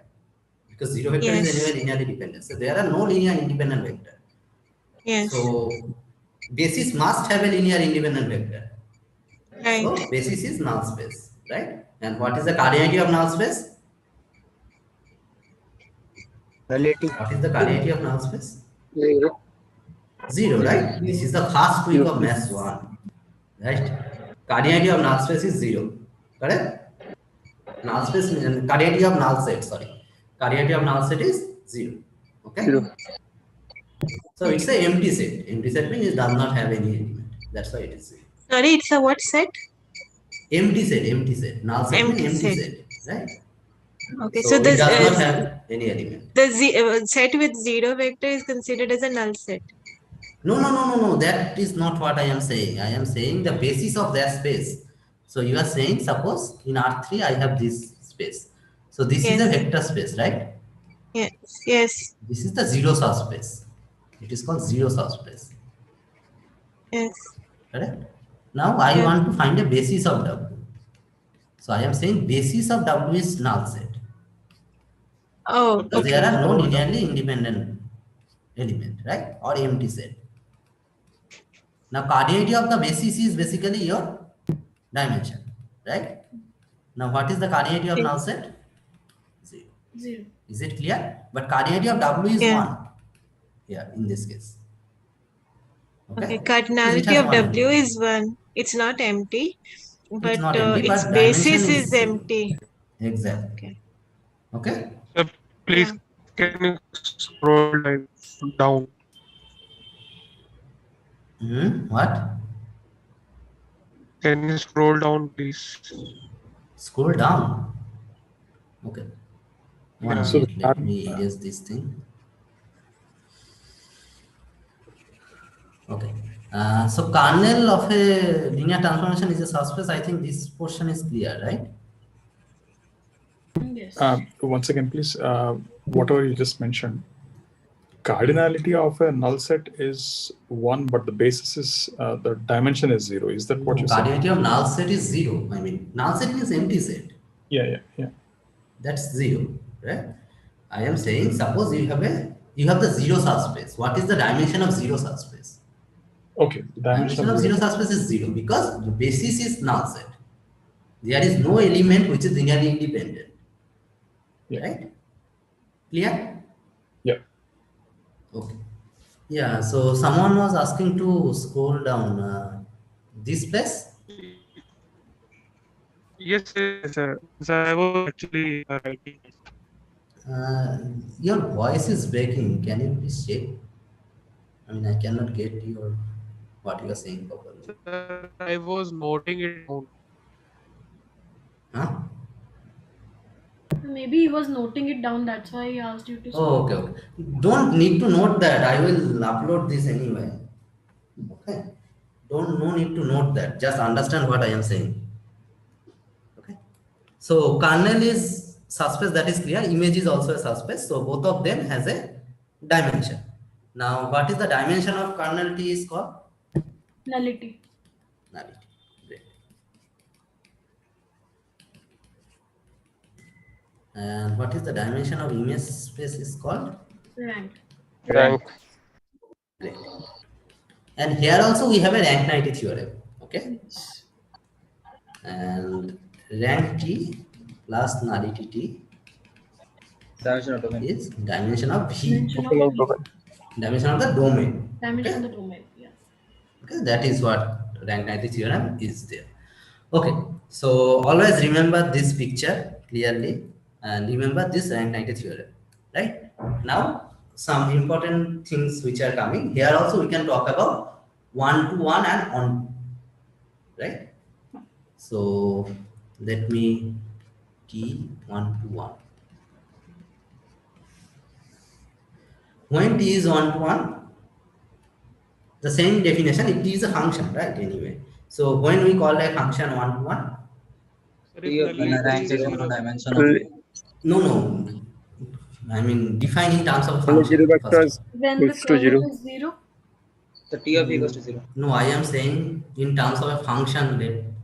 When each element in the domain has only one image in the Exactly. So suppose this is my V, this is my W. Two element cannot go to single element, right? This cannot happen for a one-to-one function, right? This is not one-to-one, right? This we remember as a function. Two element cannot go to a single element, right? Yes. Clear? Okay. Okay. Now, suppose two elements are going to single element. Suppose this happen. What does it mean? Both the That is elements And of take equal both to element in the same side and make it to 0. Right? yes. Okay. Now from linearity, what we can get? P of V1 is Right? So we get V1 minus V2 is also in the kernel. Correct?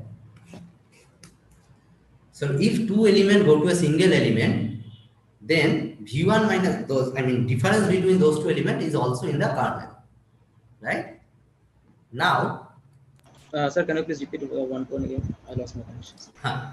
so when T is not 1 to 1, that is my question. Right? So T is not 1 to 1 means there exist two vectors which are going to the same image.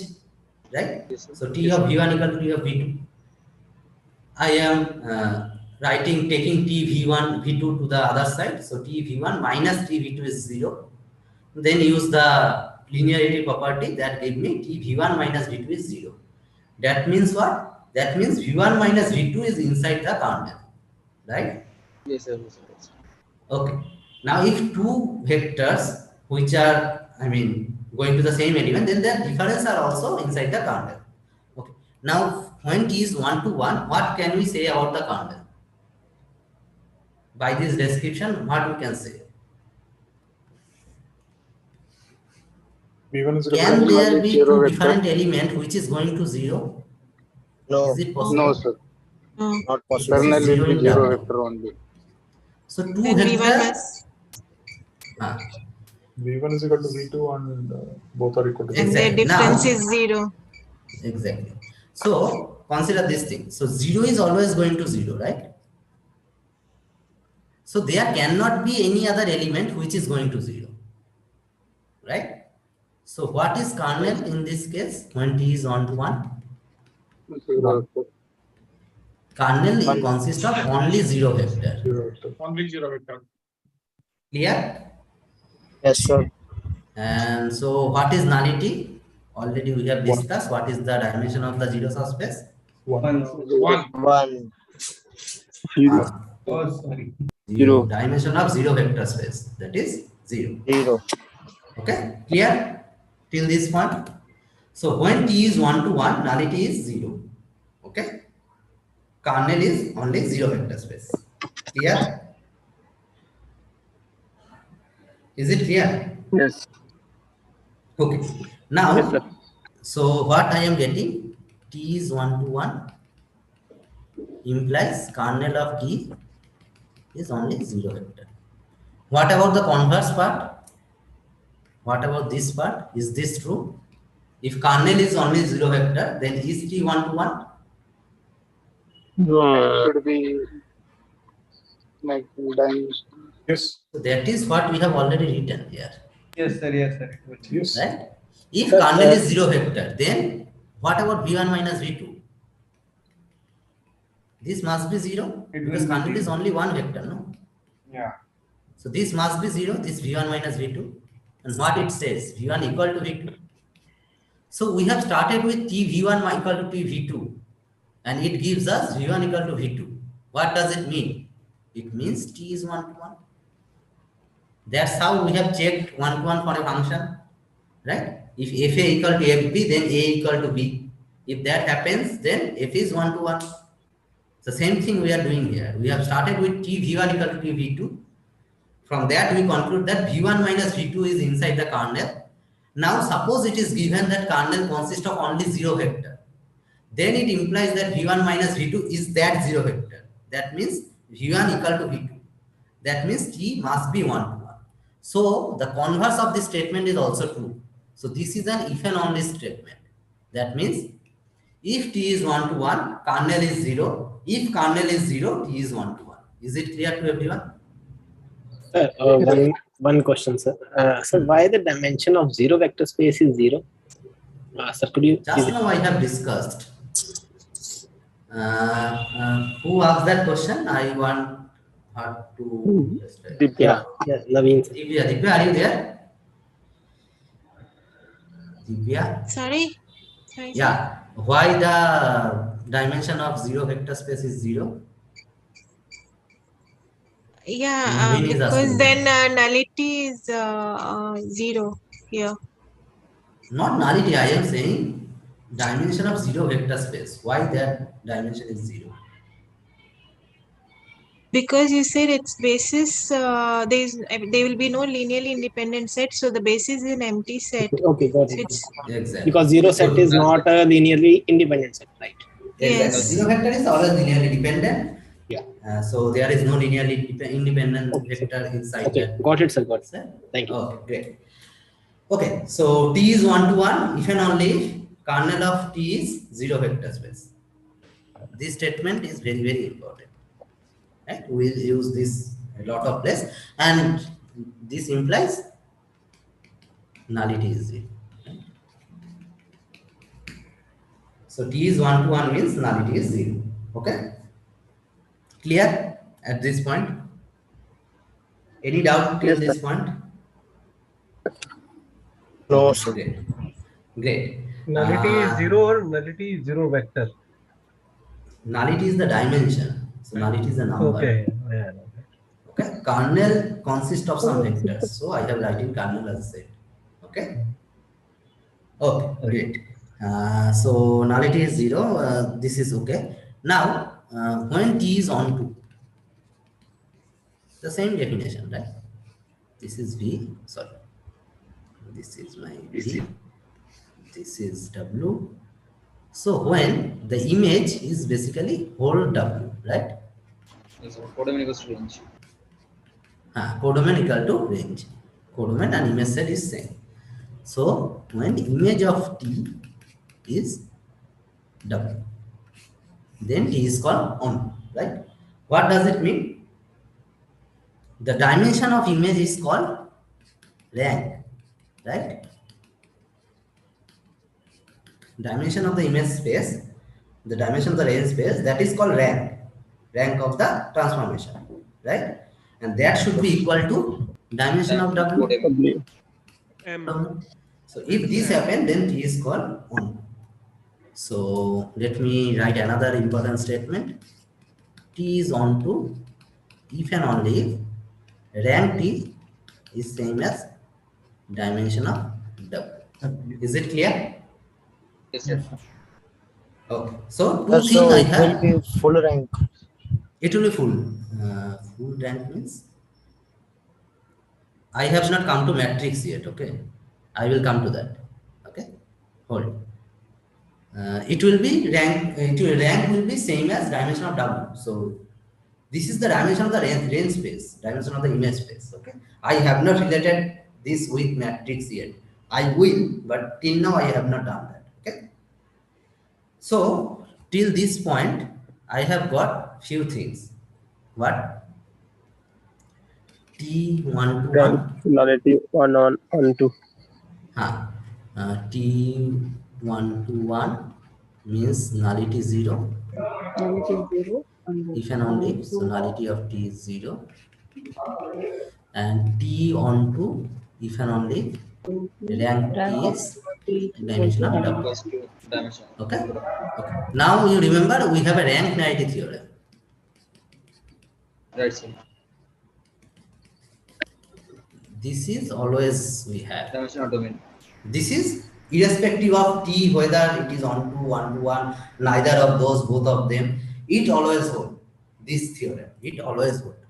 Now, we will use this in special cases. So, first case, T is 1 to 1. What we get?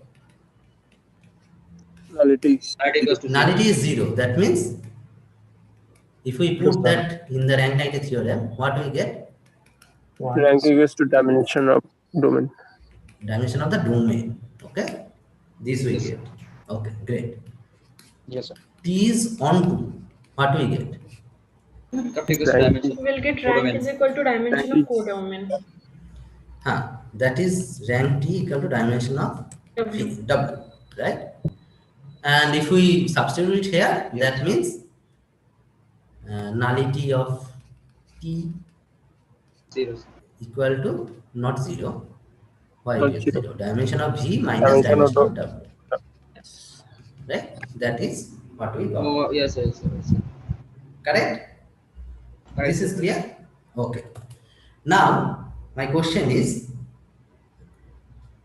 can there be a one-to-one map from R3 to R2?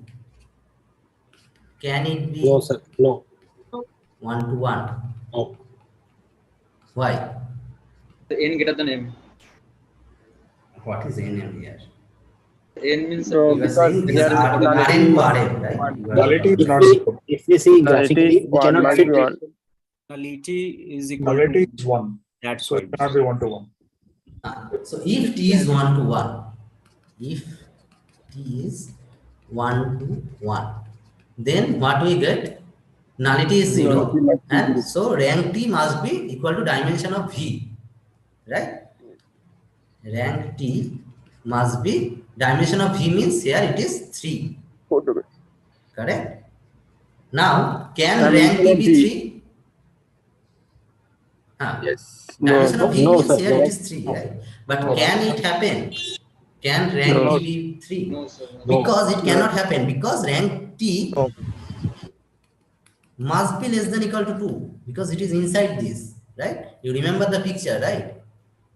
Where is our image space? Here, right? So it is inside W. So whatever the rank is, it is less than equal to dimension of W, right? So here rank T must be less than equal to 2. But if T is 1 to 1, rank T must be 3. So this is a contradiction. It cannot happen. So T cannot be 1 to 1. Is it clear? yes, sir. Anyone has a doubt here? Anyone? No, right? Okay. No, sir. No doubt. Can T be onto? yes yes T can for be that onto. case Can you give me an example? Can you x give me comma an y equals example? to x plus 1 1 to 1 comma 2 comma 1 comma 2 comma 0 goes to 1 comma 2. 1 comma 2 x comma y comma What 0 are you saying? I mean, you have to say in terms of x, y, z, right? x comma What is the t of map? x y z equals to x plus y or comma y You comma z just y put it plus z x, comma, y. That's yes enough. okay that would be Right? That will be, I mean, can you check that rank is 2 here? yes How? because there are two free variables so No. dimension I mean, yeah, that's true. there X, Y. is So no role dimension of here the image space is basically the whole R2. I mean, the dimension of R2. So it's true. What is the nullity here? Let's calculate that. one How we can One get it? dimension of the V Null minus space, dimension of dimension. the. So basically, null space is, I mean, kernel of T is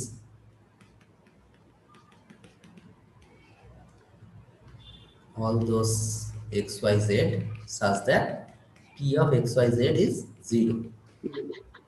I mean, here it is 0, comma 0.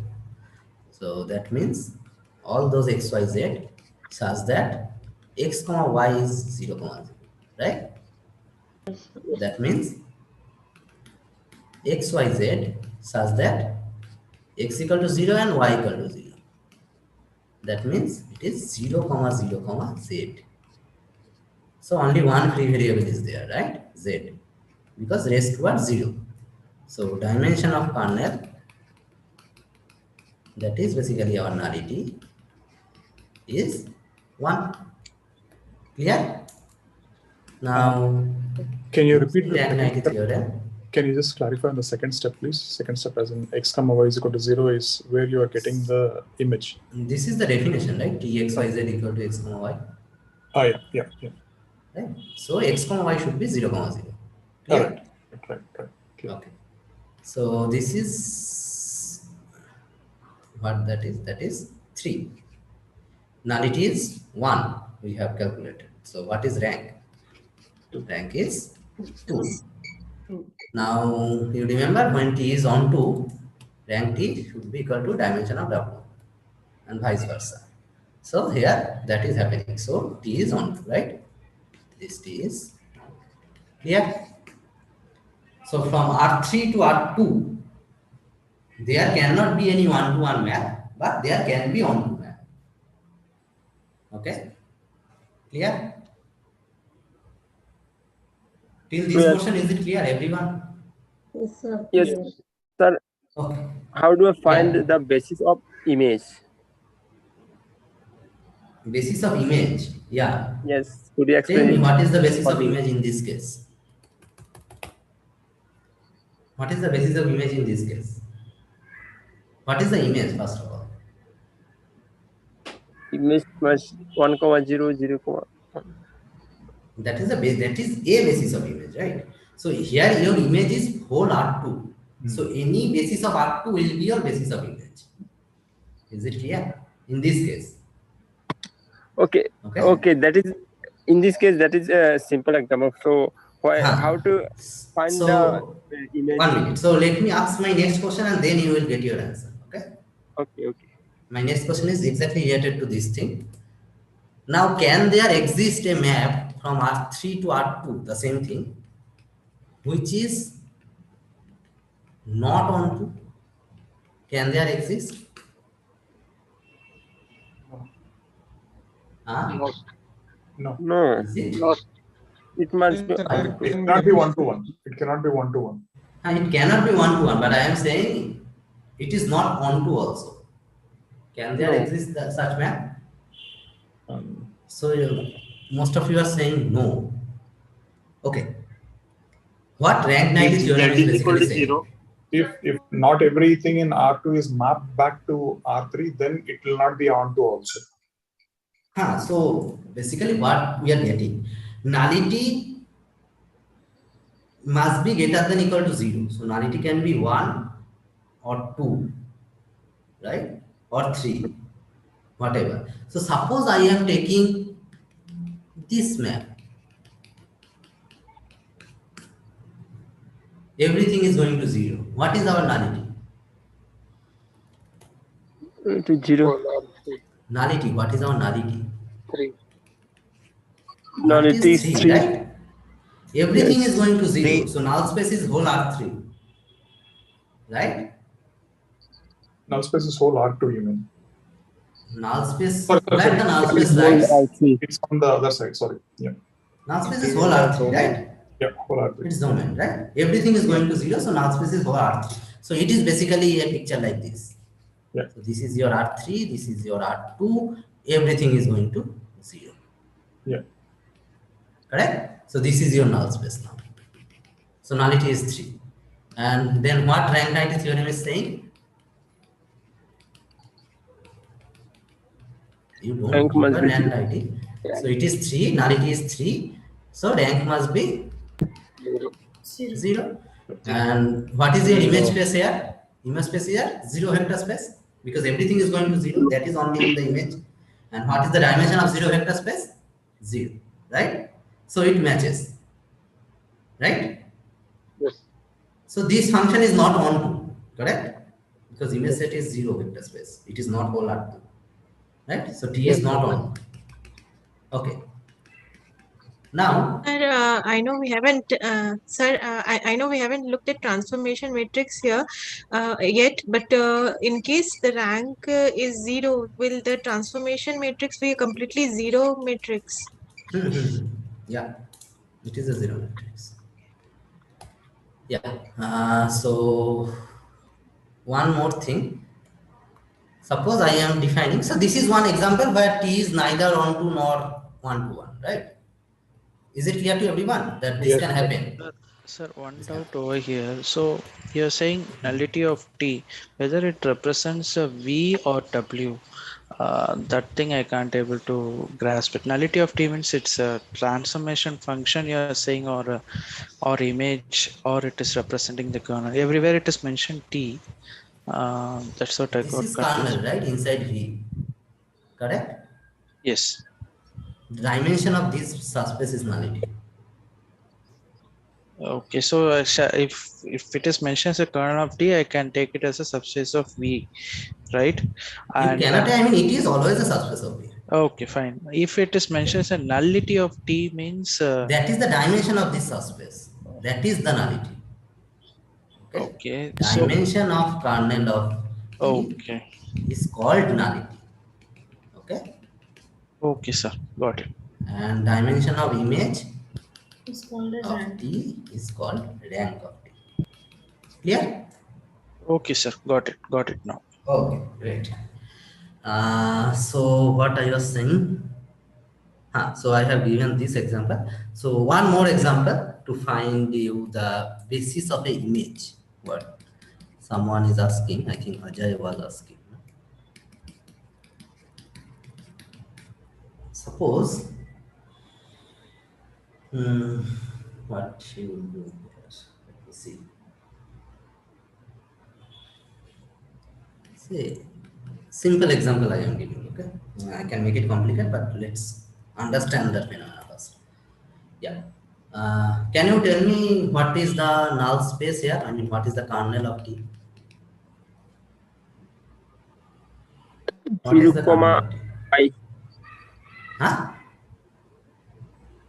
What? 2. You are saying numbers. I am saying what is kernel? Kernel is subspace, right? Okay. 0, comma y. 0, comma what? 0, comma y. Saying X, the Y, basis Z for kernel. I am such that asking for kernel, right? I am X, asking comma for Z. subspace. It is Then 0, X is 0. 0, 0, comma y, comma z. 0, y, z. Right. So this is basically x comma 0. This is so x is basically 0 is our only constraint, right? So I can write it 0 comma y comma z. Correct. Now can you give me a basis of kernel? 0, 1, 0. 0, 0, 1, 0. 0, 0, 1, 1. 0, 0. Okay. Now what is nullity then? 2. 2. Okay, great. What is rank? 1. Rank plus nullity is 3. So nullity is 2. That means rank is 1. Okay. What is image set? Image set is x comma 0, right? Where x is in R. Right? Yes. Correct? What is the basis of, can you give me a basis of image? 1, 0. 1, comma 0. 1, 0. Dimension of this space is 1. That is our rank. Clear? So it matches, right? So that's how we can basically do it. There is no issue on that. Okay. Sir, so this image space is basically the x-axis. This image space is basically x-axis. Exactly. Right? Let me just tweak this example a little bit. Then we'll go to the next one. Okay. So this transformation is 1-to-1 and onto. This is neither 1-to-1 nor 1 nor onto. Okay. Because nullity is true, so it is not 1-to-1. And rank is 1, which is not equal to dimension of W, right? So Okay. not 1. So neither 1-to-1 nor 1. Okay. I just tweak this example. I will not calculate everything here because I think now you can do it.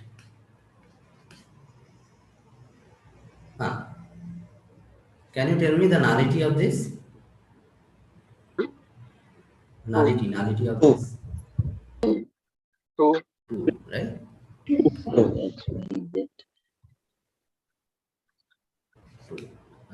Rank? 1. 1. What is the image set?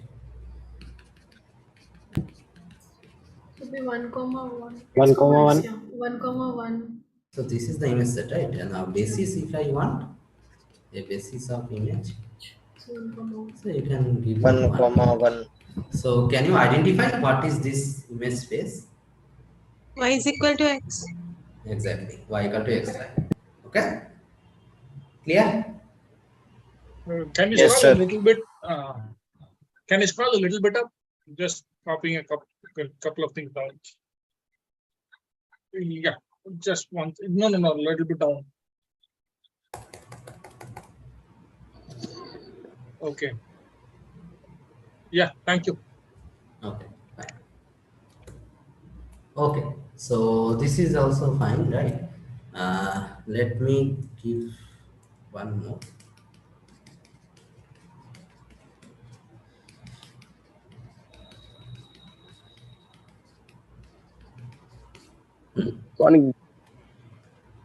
Now, can you tell me what is nullity? 1. 1. Is it? Sure, no? X equals to Y. Kernel, what is kernel of T? First, identify that. 2. When I am asking for kernel, you are saying 2. No, sir. I think Okay. So this is this x, y, z. So x minus y is 0, another is x plus y is 0, right? Yes. So This can only happen when x is equal to y equal to 0. Exactly. So 0, 0, z, correct? Where z is inside R. Z is 1. Great. So nullity, as you have already said, nullity of T is 1, correct?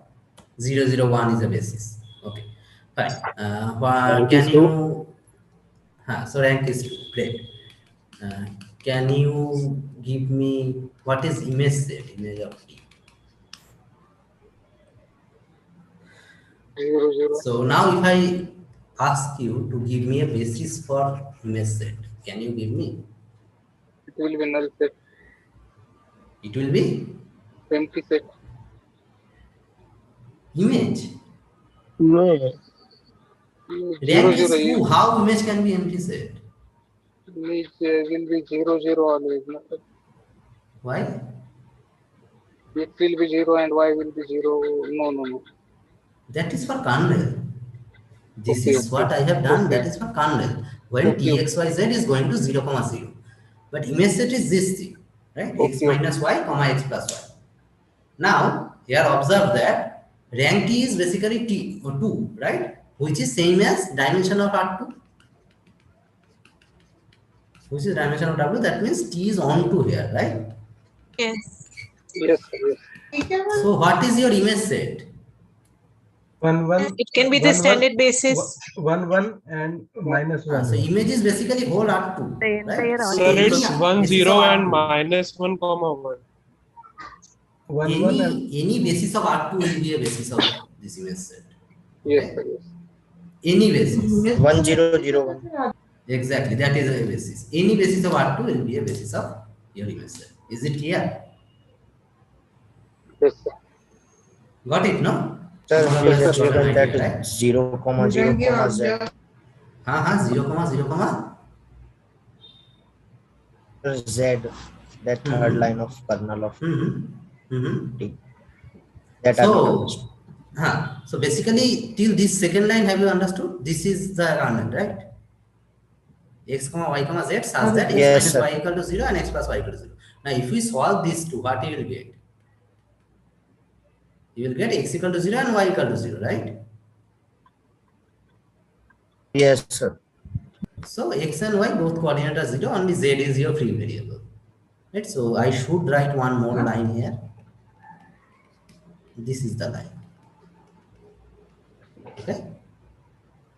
Then I can conclude that 0, comma 0, comma Yes, z sir. is your vectors. Clear?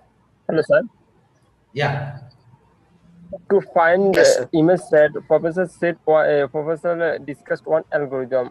I forget it. That is when I will come to matrix implementation, then I can explain that, right?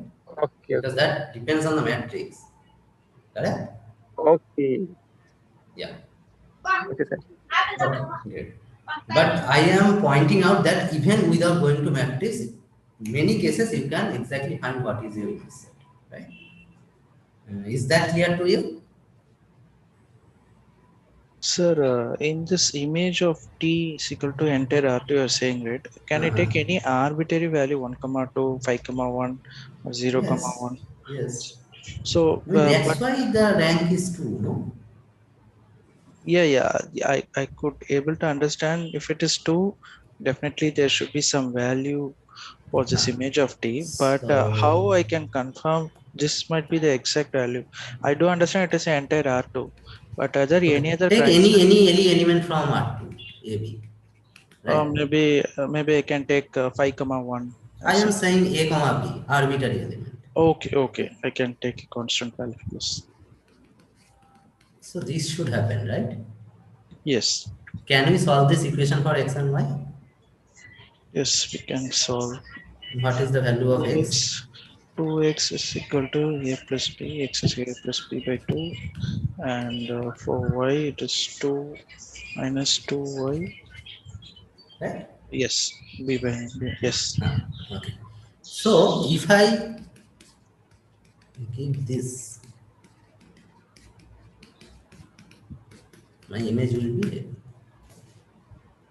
Means we can write x and y in form of a and b. If we are able to write, then it is onto. Exactly. That is the definition of onto, right? Any element of R2 has a P image. Any element of the codomain has a P image. I have found that P image. Okay, so basically You put any Z. I mean, here I put okay. 0, but you can put any Z. That does not matter. Okay. That is your P image. Okay. Suppose you are saying 5, 1, right? There should be some free image. Yes. What is that? The 3 and 3. 2. Yes. And take any Z, say 0. What is that? 3, 2. Sorry. 3 plus 2 is 5. Maybe I have written it incorrectly, but that is right, right? Yeah, I understand. This minus value should become minus, minus 4. It should be there. I understand the concept clearly. That's fine. Okay. Thank you, sir. Excuse me, sir. Am I audible? Yeah. Sir, conceptually we do understand, and also when you explain with example, it's being very clear. But then whenever a problem comes and when we happen to do it on our own, somewhere a silly mistake or somehow we are missing, I mean, maybe I should not say we, especially me, I'm missing it out. So how do I address that, sir? I'm understanding when you explain, when I try to do, I'm able to do to a certain extent, but somewhere I'm missing it. I'm not able to identify where I'm going wrong. Not for all problems, but certain problems I am missing it. But after I see the solution, I tend to understand where I went wrong. But how do I address it when I'm solving the problem? That is where I'm missing. So, I mean, but for solving the problem, the only thing is practicing the problem. That is happened with me in exam hall. It's happened with me in exam hall. Yeah, I understand that, because this, I think you are doing it for the first time, is it? Linear algebra? Yes, sir, it is first time. So if you are doing it for the first time, I know it's difficult to complete everything within these 3 months. But I mean, practice is the only way. So as you can see, in each week there are nearly 100 problems you are getting in the portal, right? So if you can find your time to solve all those problems, and especially I am pointing out to some of the assignments. So attempt all the weekly mocks. So bi-weekly mock we are doing this time, right? So week 1 to have a mock, then before quiz 1 there was a mock. So more or less there are 6 mock papers in this term, and again there will be a mock of n term. So I will suggest you to solve all the question properly. I mean, not just solving once and let it go, seeing the solution and let it go. Don't do that. You see the solution now again. After 1 or 2 days, solve it again by yourself. Okay. Okay, sir. Doing lot of practice will help, is what you're telling. That is right? the only way. I mean, if you understand the concept, then there is no other way to fill the gap of concept and solving problem. Right? Now the next step is you have to solve the problem. Because you can see that I am doing the examples also. It is not that I am only stating the theorem, stating what is the definition. I am not doing that, at least in my life. True. I am giving you example, I am showing you geometrical things and everything, what I can do. So after that, I mean, it is needed from your side. I mean, the effort is needed. Sure. So solving mock will help us to give some idea of whatever concepts and what kind of problems could be there. Exactly. Okay. So I have planned that today I will take this mock. I don't know whether you have solved this or not. Take this mock and start discussing that. But before that, I have to finish at least this portion of linear transformation. If I am not doing it today, then in the next session I will do that. Okay. So let's try. I mean, can we discuss more, half an hour more now? Yes, sir. Yes, sir. Okay. We have a Python meeting as well going on. You have Python. No, actually, we Yes, because from You can watch the recording in YouTube later. So if you want to go to the Python session, you go, then you can see the recordings later here also, or else you can do the vice versa. I mean, you can stay here, you can see the Python later. Okay. No, we will continue. We will continue, please. Yeah. Okay. So R3 to R2, we see some approach there. Now the same thing is, suppose R2 to R3. What is happening? Can this be onto? Can P be on? No, never. Why? So again, if you use rank 90 theorem, what I am seeing, so here dimension of V is dimensions, right? So if T is on 2, the rank should be 3. Right? 3 plus something cannot be 2. I mean, if rank plus something is 2, that means rank should be less than equal to 2, right? So T cannot be on 2. Clear? Can T be 1 to 1? Yes, it can be. Can you give me an example? Answer is yes, correct. Can you give me an example? R2 to R3. X comma y equals to X comma y comma 0. Good. X comma y comma 0. Great. So nullity is 0. Is it clear to everyone? What is the kernel of this thing? Sir, that onto thing are not understood. Okay. So for being onto, what should be the rank of T?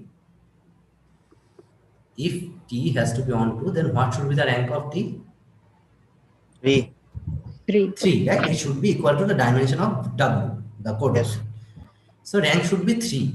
Now rank 90 theorem saying rank T plus nullity T should be dimension of V, dimension of the domain. And what is the dimension of the domain? Is 2, right? Yes, sir. So rank must be less than equal to 2. Correct? This is how you got this. From rank 90 theorem, we are getting that rank is less than equal to 2. But if T has to be 1 on 2, then rank should be 3. So it is not possible, because rank 90 is theorem saying rank must be less than equal to 2. So Yes, T sir, cannot be understood. on 2. Clear, no? Yes. Oh, great. Now this is xy, T, xy is 0, 0, 0. Now that means xy 0 equal to 0, 0, 0. That means both an x and y are 0, so it is only 0, 0. Right? Kernel is 0 vector only. So nullity is 0. 0. Great. So in this case, what is your rank T? Rank will be 2. Rank will be 2. Can you tell me what is the image space? So image space is like this. X, y, 0, yeah. Okay. And you can see that indeed this is a two-dimensional vector space, right? inside R3. This is a two-dimensional surface. This is the xy plane, right? This is the plane z equal to 0, xy plane, correct? So it has dimension 2 inside R3. Is it clear? Yes. Is it clear to everyone? Should we go ahead? Yes, sir. Okay, fine. I think it is clear. So again, we can construct some examples. So there can also be possible. I mean, it is neither on to nor 1 to 1. It was also possible. So can you give me an example? Sir, just back to that screen. One above, sir. Page above. Little bit. Yeah, this. Sir, you have written txy equal to x comma y comma 0. Sir, this means we are talking about the image space here, right? And we are transforming x and y to x comma y comma 0. So this only makes the image space, na? X comma y comma 0 is the image space. Yeah, we can get it directly from the transformation. That is what I have written. Yeah, exactly. So x comma y comma 0 means your xy plane inside R3, right? Where z equal to 0. So if you take this x, y, z, so x comma this plane is basically this image. Okay? Yes? Any doubt at this point? Okay. So suppose I have t R2 to R3. Can there be a function transformation which is neither onto? It cannot be onto, that is okay. So it is not 1 to 1. So this transformation you have given, that is 1 to 1. But my question is, can there be a function which is not 1 to 1?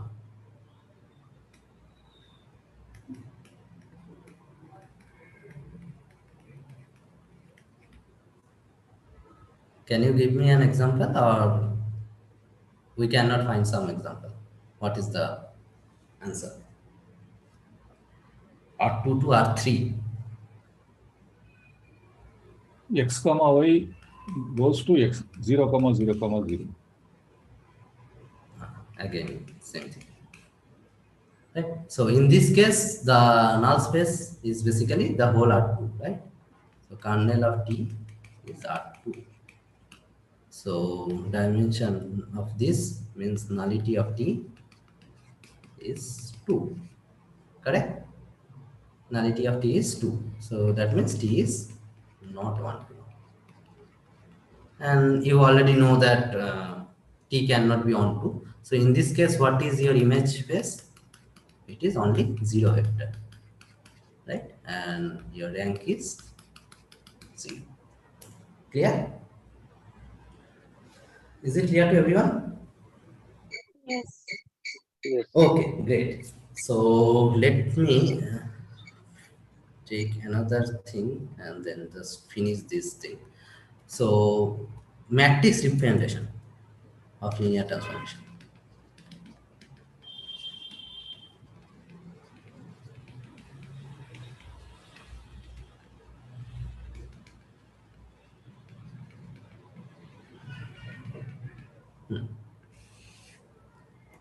So let me start with an example. Okay, R3 to R3, or R3 to R2 maybe. X, Y, Z, x plus y minus z, x plus y, x plus 2y. Okay, this is a linear transformation, right? Inside the domain, inside for R3, I am taking a basis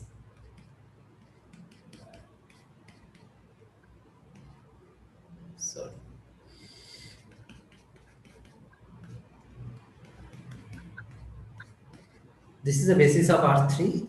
Yes, sir. Okay. Is this a basis of R2? Yes, sir. Okay. So, I want to find the matrix representation of this linear transformation with respect to these two bases. Can you explain why you did not take the standard basis? Like just for example, I am doing, you can start with a standard order basis, but that will be more easier. But I want to show you how exactly it is working. That's why I have taken a basis. So here we can give any basis and we can find some matrix representation. Okay. So matrix representation depend on three things: depend on the linear transformation, depend on the basis of the domain, depend on the basis of the codomain. If we change any one of these, the matrix representation will change. Is it clear? Yes, sir. Yes. Okay. So when we are talking about matrix representation of a linear transformation, we must know what is the basis of domain, what is the basis of codomain. That we must know. So let's see what we are doing here. So the process is basically take this element. I think you know this algorithm. Put out the image. What is the image? 1 plus 0 minus 1. 0,1. 0,1. 0,1. Exactly. What is this thing? 1,1,0. 1, 2,3. Yeah, I am writing. You just check it. Okay. 0, 0, 1, 1. So it is, I think 1 minus 1 is 0 2. and 2, right? 2. 0,2. Yes. 0,0. Now I have to express these images in terms of this basis, because these are all these vectors are inside R2. So I can express these vectors in terms of the basis vectors, right? That we know. Yes. We can do that. Now how we can do that? That is the question. So let me see. It is, I think, 1, 1 into minus 1, 1. 1 minus 1 into 1, comma. So if it is difficult, you write it a 1,1 plus b 1,0, then solve it for a and b. Okay, that is the process we need to follow. Even that is what we are doing here. So for 2,3, what is this? This is 3 1,1 minus Minus 2. 0, right? Yeah, right. Yes, yes. So this is 2 1,1 and this is minus 2 Minus 2. 1,0. Minus 2. Okay. Okay. Now the matrix representation with respect to these two bases. 1, Suppose 3. this is my beta, this is gamma. So with respect to beta and gamma, I am writing the matrix. So writing 1 minus 1 as column, 3 minus 1 as column, 2 minus 2 as column. Okay, this is the matrix representation. Clear? This is what matrix representation is. Okay, great. Now, can you tell me, by seeing this linear transformation, so what is the null space if I want to find it? So t x y z, what we have taken? X plus y minus z, x plus y minus z, and x plus 2y, right? This is what we have taken. So if I want to find the kernel, what I should do? Both. X plus y minus z should be 0 and x plus 2y. X plus 2y should be 0. 0, right? Okay, great. So what is that? If I want to write it, 1 1 minus 1 1 2 0, right? This is the coefficient matrix. I do the row operations. 1 1 minus 1 0 1 1. Correct? Are you getting what I am doing? Yes, sir. Okay. So this is this, then 1 0 minus 2 0 1 1. Correct? So if I want to see t, so basically kernel of t is xyz such that x minus 2z is 0 and y plus z is Y plus z equals to 0. So what is this? I should write 2z minus z, z, and z. So only one free variable is there. So this is the kernel. You can write any basis of the kernel if you want. So basis of kernel is basically 2 comma this is minus one 1 basis. comma So my question was, what was nullity? 1. 1. Now using rank identity theorem, what is rank? 2. 2. Because rank t plus nullity t, here it is 3. Because no map is from R3 to R2. Right? Okay. So rank is 2. So that's what we got. Sir, So yeah.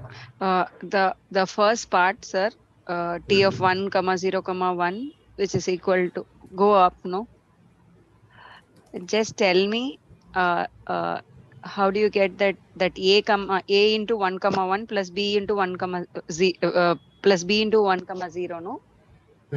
How that comes? Can you please explain me? Solve this, no? 1 comma 1 b into 1 comma 0, right? It should be equal to 0 comma 1. So what I am getting, a plus b is 0 and a is 1, correct? Okay. These two equations we are getting. So a is 1, that means b is minus 1. That's what I have it. Okay. Okay. Okay. This is a solving linear system. Yeah. Yeah? Okay. Okay. Okay, great. Okay, so till this point, I think you are with me, right? Rank and nullity is this. This is not a one to one, but on to.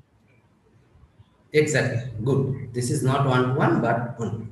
Correct. Now, the matrix we get, do you remember that?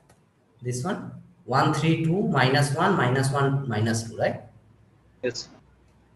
So, matrix we get 1, 3, 2, minus 1, minus 1. No. What we get? Minus 1, minus 1, minus 2. Okay. This is the matrix we get, right? Now T is from R3 to R2, correct? That's why we got a 2 cross 3 matrix, right? And for now, if I want to find the rank of the matrix, say, what I will do? I will do the row operation. Do it. Let's do it quickly. 0, 2, 0, right? Am I doing it correctly? Yes, sir. Yep. 2 by 2, 1, 3, 2, 0, 1, 0. Another step are 1 minus 3 are 2. That means 1, 0, 2, 0, 1, 0. Okay?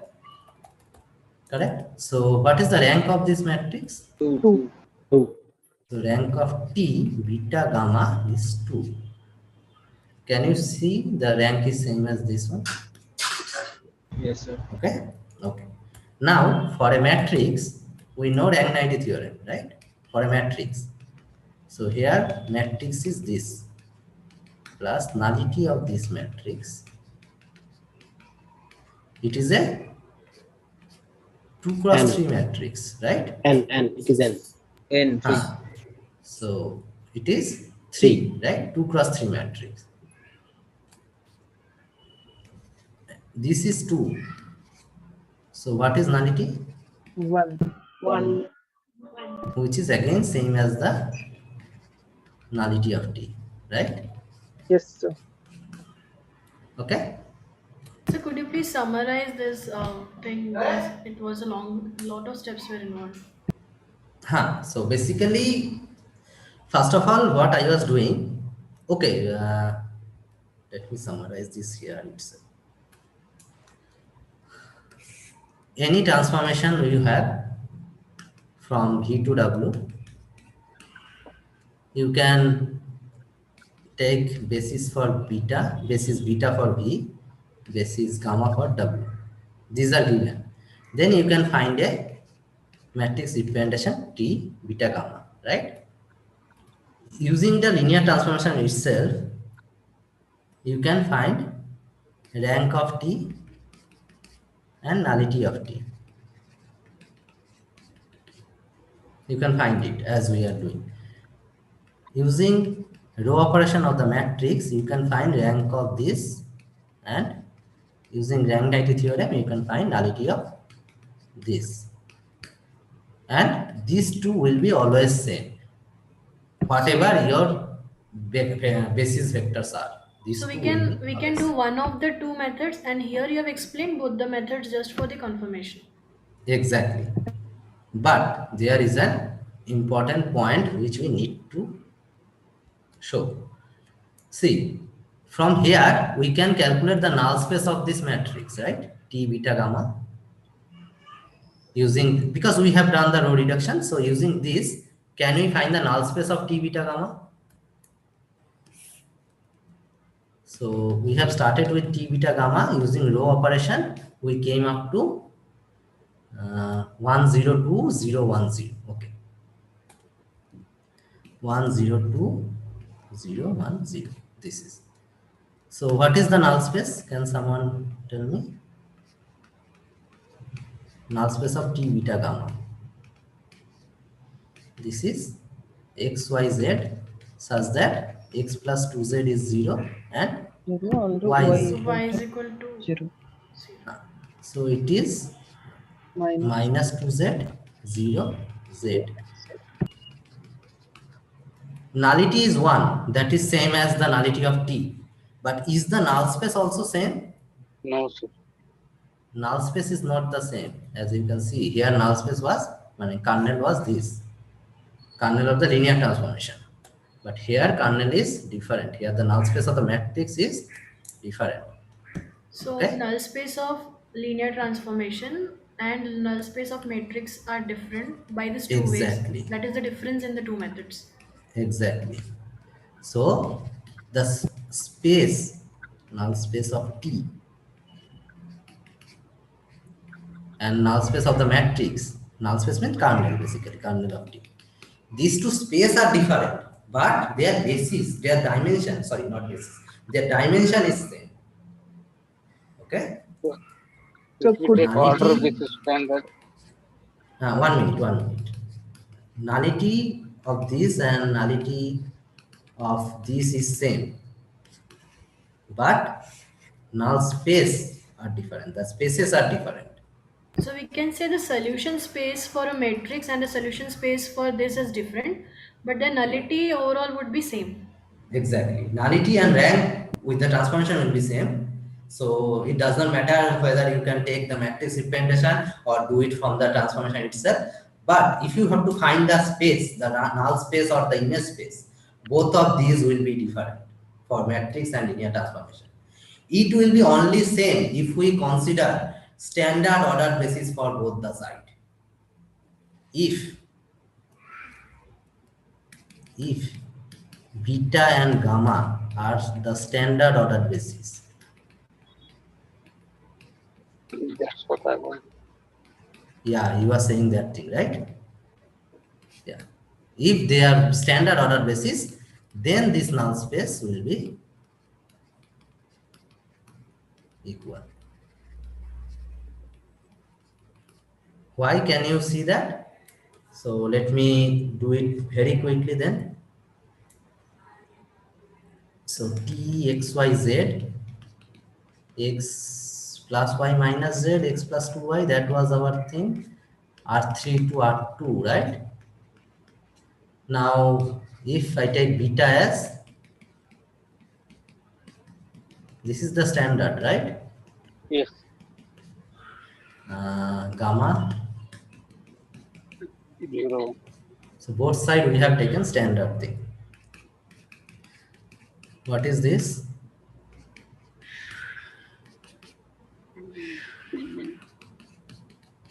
Now what is this? This one. Correct? I have written it Yes. correctly, I think. Correct. And for Yes. standard, it is basically 1, 1, 0. We don't have to write it again.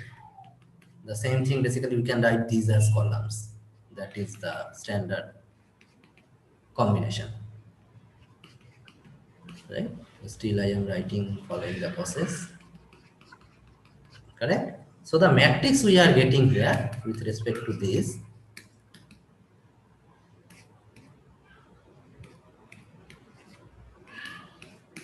This is the matrix we are getting, right? Now, if we remember, when we are calculating the null space of T, we got a matrix, right? Null space of T. We got these two equations. We got a matrix, right? When we are calculating the null space of T. You remember that? Yes, sir. Yes. Are all of you with me? I mean, is it Yes, going yes, yes. technical? Yes, sir. Yes, sir. Yes, sir. Okay. Yes, sir. Yes, So sir. this matrix we got when we are calculating the kernel of T, right? 1, 1, minus 1, 1, 2, 0. If we come back here, this is the same matrix we are getting, right? So if we calculate the null space of this thing, that is basically calculating the kernel of T. Because we are doing it in standard way, we are basically giving this as 0, this as 0. That is the same thing. Because we are playing in standard. Here x, y, z are exactly the same thing which we are denoting with respect to standard order basis, right? That's why these two matrices are same. There is no define between them. So in this case, if we calculate the null space using the matrix representation, then also we'll go to the same place. We'll get to the same place where null space of the linear transformation will be same as null space of the matrix representation with respect to standard order basis. Is it clear? Yes. Clear? So this is very Yes, sir. important. Other than standard order basis, the spaces will be different, although rank and nullity will be same for all the cases. Okay? That is the sketch of the matrix representation. So we can say means when we are not using standard order basis means our reference means reference coordinates are different. So we are not getting same. Exactly. Right. That is what is happening. Right? Clear? Yes, sir. Clear. Sir, Excuse in me, this sir. question, could you Yeah. also calculate the basis of the image space? So now you can calculate the basis of the image space. So again, I mean, what is the basis of the image space? You know what is the rank for this matrix, right? I mean, rank for this linear transformation. 2. You know, right? 2, yes. 2. So T is on 2, correct? Yes. So Oh, okay. what is the image space? Is R2. Okay, Again, so we are once. in the same Okay, situation. it could be any. Yeah, 1, 0, 0. Any vector. So I mean, it is basically focus on the image. What suppose here we are writing like this. So suppose I mean, finding the basis of image is not very hard actually. R3 to R3. So till this point, everything is clear, right, for everyone? About matrix representation, this part is important. I mean, if you understand this part, you can do everything what there will be. Yeah. Now, if I take x, y, z, give me anything x plus y, x minus y,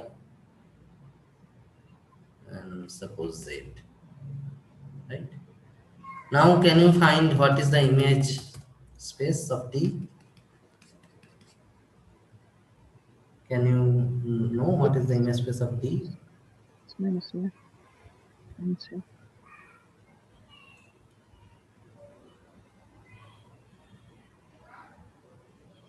So first of all, R3. Is it R3? Yes. It's R3, right? So we should change something here. So let's see this. Now can you tell me what is the image space here? It will still be R3, right? See. So first of all, what is nullity? No, it is not 3. What is nullity of T? 2. 3. 1. 1. So write it. X, Y, Z such that x plus y, comma x minus y 0 equal to 0, 0, 0, right? Yes. This is what we basically do. Okay. So x, y, z, that means x plus y equal to 0 and x minus y equal to 0. So if you solve this, this is 0, comma 0, right? Comma z. And Z. So only one, nullity will be 1. Yes, sir. Okay. Now what is rank then? 2. Rank is 2. So whatever is the image, that is a subspace of R3, that is not whole R3. Correct? Yes, sir. That is not whole R3, that we know. Now the image space, if you want to write the image space, image of T, that is x plus y, x minus y, 0. Right? Where x, y are coming from R2. Sorry, x and y are coming from R. So it is a subspace of R3 of dimension 2, that we know. Now can you give me a basis for this? 1, 1, 0. Then 2 elements should be there, no? It should be dimension 2. Yeah. 1, 0, 1, 0, 0, 0, 1, 1, 0, 0, and 0, 1, 0. 1, 0, 0. 1, 0, 0, So and 0, 1, 0. basically it is again your xy plane, right? Yes. It is again your xy plane. How we can identify that? Because we have 0 as the Z representation. Z coordinate is 0, and here you can take any element, right? A and B. So if you are basically A and B, if you do it like this, We so already xy done. can take any value so that you can get A and B. So any element from R, you can R2 basically your xy plane can be expressed as x plus y and x minus y, right? So it is basically your xy plane. So now you can give me a basis for this. So what will be your basis? 1, 0, 0 and 0, 1, 0. So this is the basis of your image. Okay, clear? So, but shouldn't basis follow the same equation of x plus y and x minus y? It is following, no? How? If 1, 1, 0. If x by z is 1, 1, 0, x plus. No, it should No, be 2, I 0, 0. don't get your question. What is your question? so, suppose if we are taking x and y as 1, then shouldn't it be like 2, 0, and 0? No, first of all, I mean, it is not an equation that x plus y and x minus y. These are not equations. These are basically two variables are like that, right? Yes, yes, yes. But so if we are It has taking, dimension 2, that is clear? yes, sir. Okay, now, I mean, is these two element inside this? Yes, Why? because for any value of x plus y and x minus y, we can show them as a linear combination of the basis of the image you have written. So for the first thing, we are getting what? We are taking x as 1 and y as 0, right? No, Yes. that is So not what. that should be 1, 1. So this, for this one, you are saying it should satisfy this x plus y and x minus y, right? Yeah. For the second one, Take should it x be It should be half. 1, comma 1, comma 0. No, takes x comma half and y comma y equal to half. Is not this going to this element by this combination? It is Right? good. Yes, it is. Right? So it is inside the image, right? Similarly, for this one, what is your x and y? If you want to see Y minus half and x half. X Half, y minus half. X is half and y is minus half. Exactly. This is one. So yes, these two elements are indeed inside the image and they are linearly independent. This has dimension 2, you know, as we have discussed at the beginning. So this is one basis. I mean, there are infinitely many bases. You can give other bases also, right? Yes. But you have to check eventually whether that satisfies the properties or not. You are right that this element should satisfy these x plus y and x minus y for some x and y, and that is happening. Here it is happening for half and half. You can take any other thing and you can do it. Right? Sir, suppose the question comes like that, which are the options which form the basis of this? So then we have general, check how I am checking. Yeah, we have general equation of the image. and those ones which satisfy the image equation, the image of this transformation, those are from the basis of the Exactly. transformation. Those from the, so first of all, you have to check that those are inside the image or not, right? Then you have already calculated the rank, right? So you know the dimension, right? So you check the number of elements are matching or not. Then the last thing, they are linearly independent or not. If all these three are satisfied, then that set is your basis of the image. Okay? Clear, no? Yes, sir. Clear. Okay, great.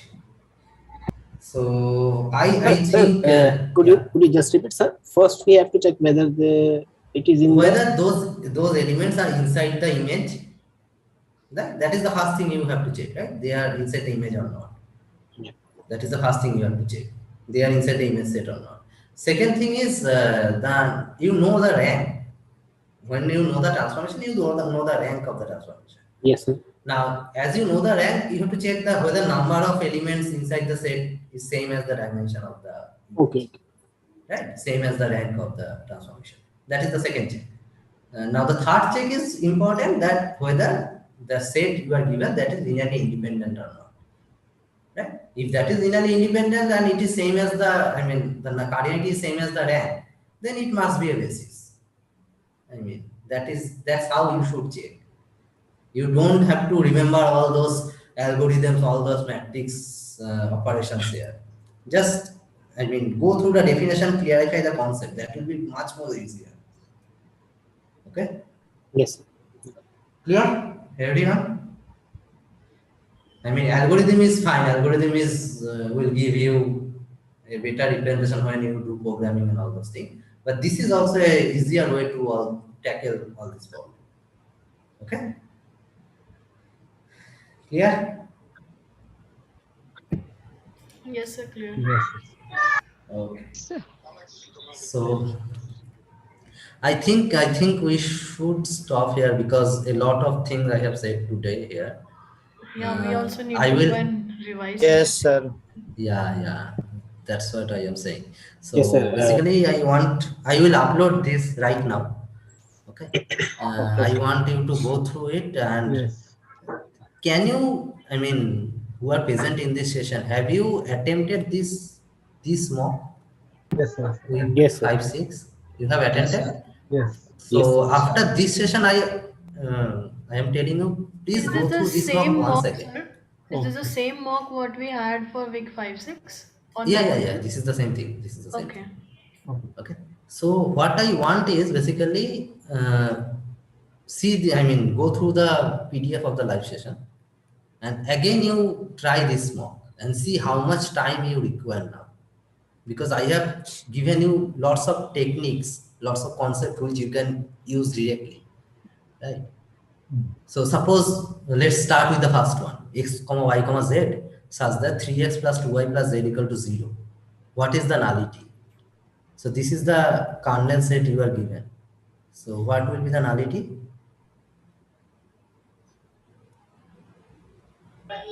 One. Think a little bit. Only one equation is there, right? 0.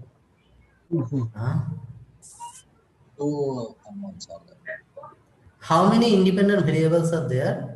Sir, the number of independent variables has to be 2 because Two, right? one Only variable one with equation One is there. variable can be written in the form of other two variables. Therefore, the nullity has to be 2. Exactly. So nullity has to be 2, right? Yes, sir. Is it clear to everyone that nullity is 2? Yes, sir. If Now, as nullity is 2, what will be rank? We can see that it is from R3 to R2. So 3 minus 2 is 1. Therefore, rank is 1. So rank is 1, right? Nullity 2, rank 1. Now, which of the option is correct? Nullity 2 means it is not 1 to 1, right? Yeah. Rank 1 is not same as the dimension of R2. Right? It is neither 1 to 1 It's not nor on 2. That's why it is not So on it is 2. neither on 2 nor 1 to 1. Right? Yeah. So this is a 3-mark question. You need only 2 minutes to solve it. Yes, concepts are clear. If your Sir, concept in this question, if would it be possible to find out the transformation, the equation for the transformation, or maybe no, it is not possible. It's not By possible, seeing no? only the kernel, it is not possible to find the transformation. Okay. Okay. Sometimes, yeah, that is another type of question which is we need to discuss, I think. Could you please explain the third or fourth image related question? X-axis, Y-axis. Yeah, right. This one, right? Sir, is there any other mock in the next week? Yeah, there will be a mock on 1st of August. Okay, 1st and 2nd August. So next revision session is on. Can we all meet tomorrow, sir? Because it is Saturday and sir, we can cover 2-3 more weeks. It would be easier for us to. No, there are 2 more live sessions, no? 2 more revision sessions. Sir, but they are on the latest one now is on Tuesday. So we can use the weekend actually. I wanted to use in that sense. I was asking. I think this weekend there is OPP for Python and no? Some exams are there, so all the portal will be. Sir, still we can schedule some session in the night, like 8. Let it be a short session, sir. If you please, if you can arrange. 1 2 hour session. Statistics is there, sir. We can use if we arrange, then I will send you an announcement. Okay. Yes, sir.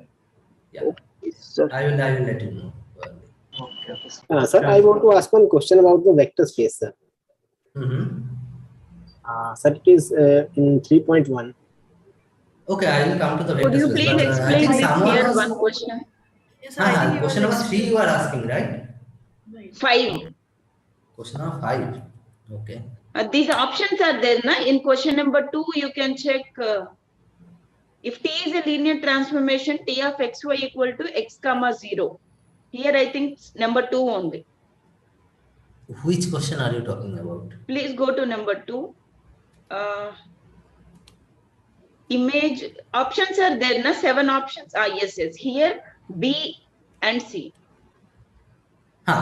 So Txy equal to x comma 0. This is a linear transformation.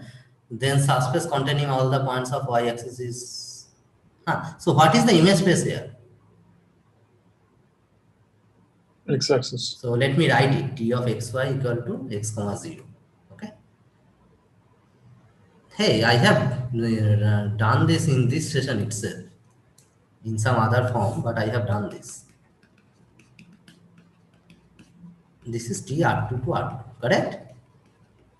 Yes. What is your nullity or null space, maybe kernel? What is your kernel? Tell me. X is equal to 0. No, who has asked this question? Can you Me please? only. Yeah, so you will answer me, okay? And no one will answer this. So it is basically kernel is x comma y such that Txy is going to 0 comma 0, right? Yes. Then what should I write here? 0 comma 0. Right. Then what is the kernel? 0 comma 0. 0 comma 0. 0 comma y. 0 comma y. 0 comma zero y, comma right? y. Because y is free. We don't have Yes. any condition on y. We have only one condition, x equal to 0, correct? Yes. Okay. So this is our kernel, right? 0 comma y. What is this? Yes. This is x-axis or y-axis? Which one is it? Y-axis. X-axis or y-axis? Y-axis. Y-axis, right? X equal to 0, Y-axis. so this is y-axis. This line, 0 comma y. All those points are on y-axis, correct? Yes. Understood? So kernel is basically our y-axis. Now what about image? Image T is, what is image T? X comma 0, right? Where x is Comma inside 0. Yes. R. What is this? Y-axis. Which axis is this? This is x-axis, correct? So this is your kernel and this is your image, basically. That's what we have asked. What is nullity? 1. 1. What is rank? 1. 1. 1. Clear? So all the information you can get out from this definition. Correct? This is neither onto. Neither onto nor onto 1. Clear? Yes. Oh, then question number C, right? C is, this is the opposite thing, right? Y comma 0. So yeah, this is, let me write it. T R2 to R2. This is a little bit, I mean, okay. So what is nullity? I mean, what is kernel? 0, comma y. So xy such that I will write it clearly so that there is no confusion. Xy such that y comma 0 is 0 comma 0. Then X comma 0. this is y equal to 0, right? So y equal to 0 means x comma 0, correct? Yes. Clear? So which axis it is? X. X axis? How it became x comma 0? It's We are y getting comma y 0. equal to 0, no? No, What x is the coordinate condition? is y and y coordinate is 0, right here? What is the equation we are getting? It is y equal to 0, correct? So No, I am I getting y equal understood to it as 0. y is becoming as a x element in the image. Why? That is in the image, but I am calculating the kernel.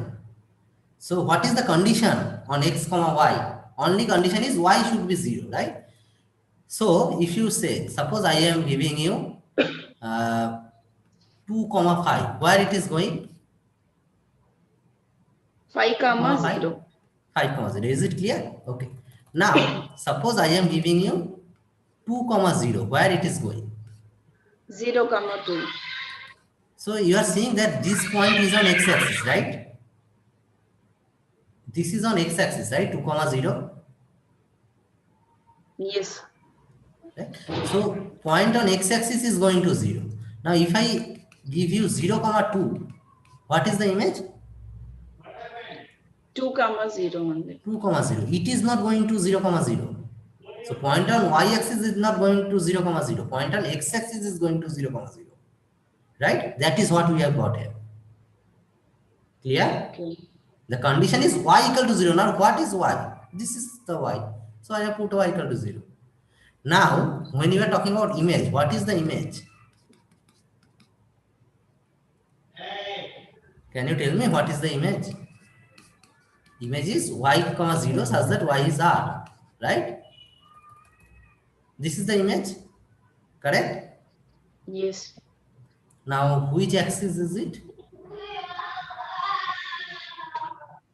Can you tell me which axis is it? X-axis. It is x-axis, exactly, because y is just a notation. Something comma 0, that is the coordinate. X-axis. Right? So this is x-axis. So here, both the image and kernel are x-axis. You are not audible for me. Am I audible to everyone? Yeah, now Yes, sir. Yes, sir. Yes, sir. Okay, so image of t is y comma 0. So here y is just a notation. Something comma 0 is your image. That is basically your x-axis, right? Yes. Yeah. So here both kernel and image are both x-axis. Clear? Okay, understood. Clear, no? So this is nothing, I mean, whatever we have done in this session, it is exactly the same thing. I mean, if you know that. I was in a you can see. confusion that this x comma y is going to y Yeah. comma 0 means it's becoming y comma That's why, 0. I mean, that's why I have given this problem so that you will be little bit confused. Okay. So that you have to think a little bit. Okay, that's why. Here, rank and nullity both will be 1 here again. Yeah, exactly. And it won't be 1 or 1:1 or on to in this case. Yeah, it neither one on to one nor on to. Yeah, right, correct. Okay, so this is also, I think, problem 2 is also done now. So it does not take much time to solve all this problem, as you can see. Right? So what we'll do, we'll solve this mock, and whatever will be the doubts, if we can address in the first 15 minutes in the next session, that would be great. So, Sure, sure. I want you to solve this mock properly. Basically, this last problem. Okay, solve it in details. Okay, and then we'll talk about this. Okay. Sir, can we discuss that question I was about to ask? Yeah. Space. So, sir, before you discuss about this next revision session will be starting with week 7. Today we have completed till week 6, right? Or week 7 Right. also some portion we have completed. I think we have not touched week 7 a lot. 3.1 question 4. 1 minute. So week 7 we have not started. Yeah, we have not started. Yeah. Okay. So till week 6, then from week 7 we will start in next session. So 7, 8, 9 to be possibly in the next session. Probably. Yeah. So basically 9, 10, 11 I have taken session few days back. So Yeah. That we I have will already be done. more focused on week 7 and 8. Okay. The linear algebra portion. Then again, and the last session maybe only on multivariable calculus. Okay. Okay, sir. Thank you. Okay, great. Yeah. So when will be the next session? So right now it is on Tuesday. Yeah. Okay, that's at 8, right? It's at 8. Yeah. Okay. Right. Okay. Yeah. Yeah. So week 3 is it? Yes, sir. 3.1 question number 4. 3.1 activity question. Yes. Sir, I want question number 4, sir. Yeah, option number 3, sir. Sir, so suppose I take a vector 1, 4. I take a equal to 1, b equal to 2. The property is satisfied. A plus b into v is equal to ab plus bb. The property is satisfied, but should not the resultant vectors also lie in v as per the definition of this set? Yeah, but this question is only asking. So that's why the first option is not satisfied, right? It is not closed under addition. That is what you are saying. That is true. This 1, x is not closed under addition, correct? Yes. Because if I add this, it will be suppose 1, 2 and 1, 3. Then it will be then it will 2, something, and so it is not lying closed in under addition. Sir, how come the third option is correct, sir? So third option, what is it saying? It is saying as an option, what is it saying? As an option, it is saying a property that if I have two real number a and b, and if I just multiply a with v, b with v, and if I add those real number and multiply with v, do we get the same result or not? That is what it is saying. It is not saying that this should lie inside v. It's only saying v is inside v. That is enough. It is not saying that the resultant will be inside v. This I don't have to look at the resultant. Yeah.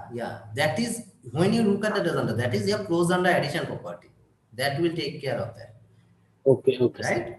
Yeah. So here you have to only check whether this property is satisfying. Yeah, that is why I was confused because the property is satisfied. How come? Yes. Now it got clear because that is why first option is not correct. Then first option is definitely not correct. Okay. I do. Okay, sir. Clear my doubts. Okay.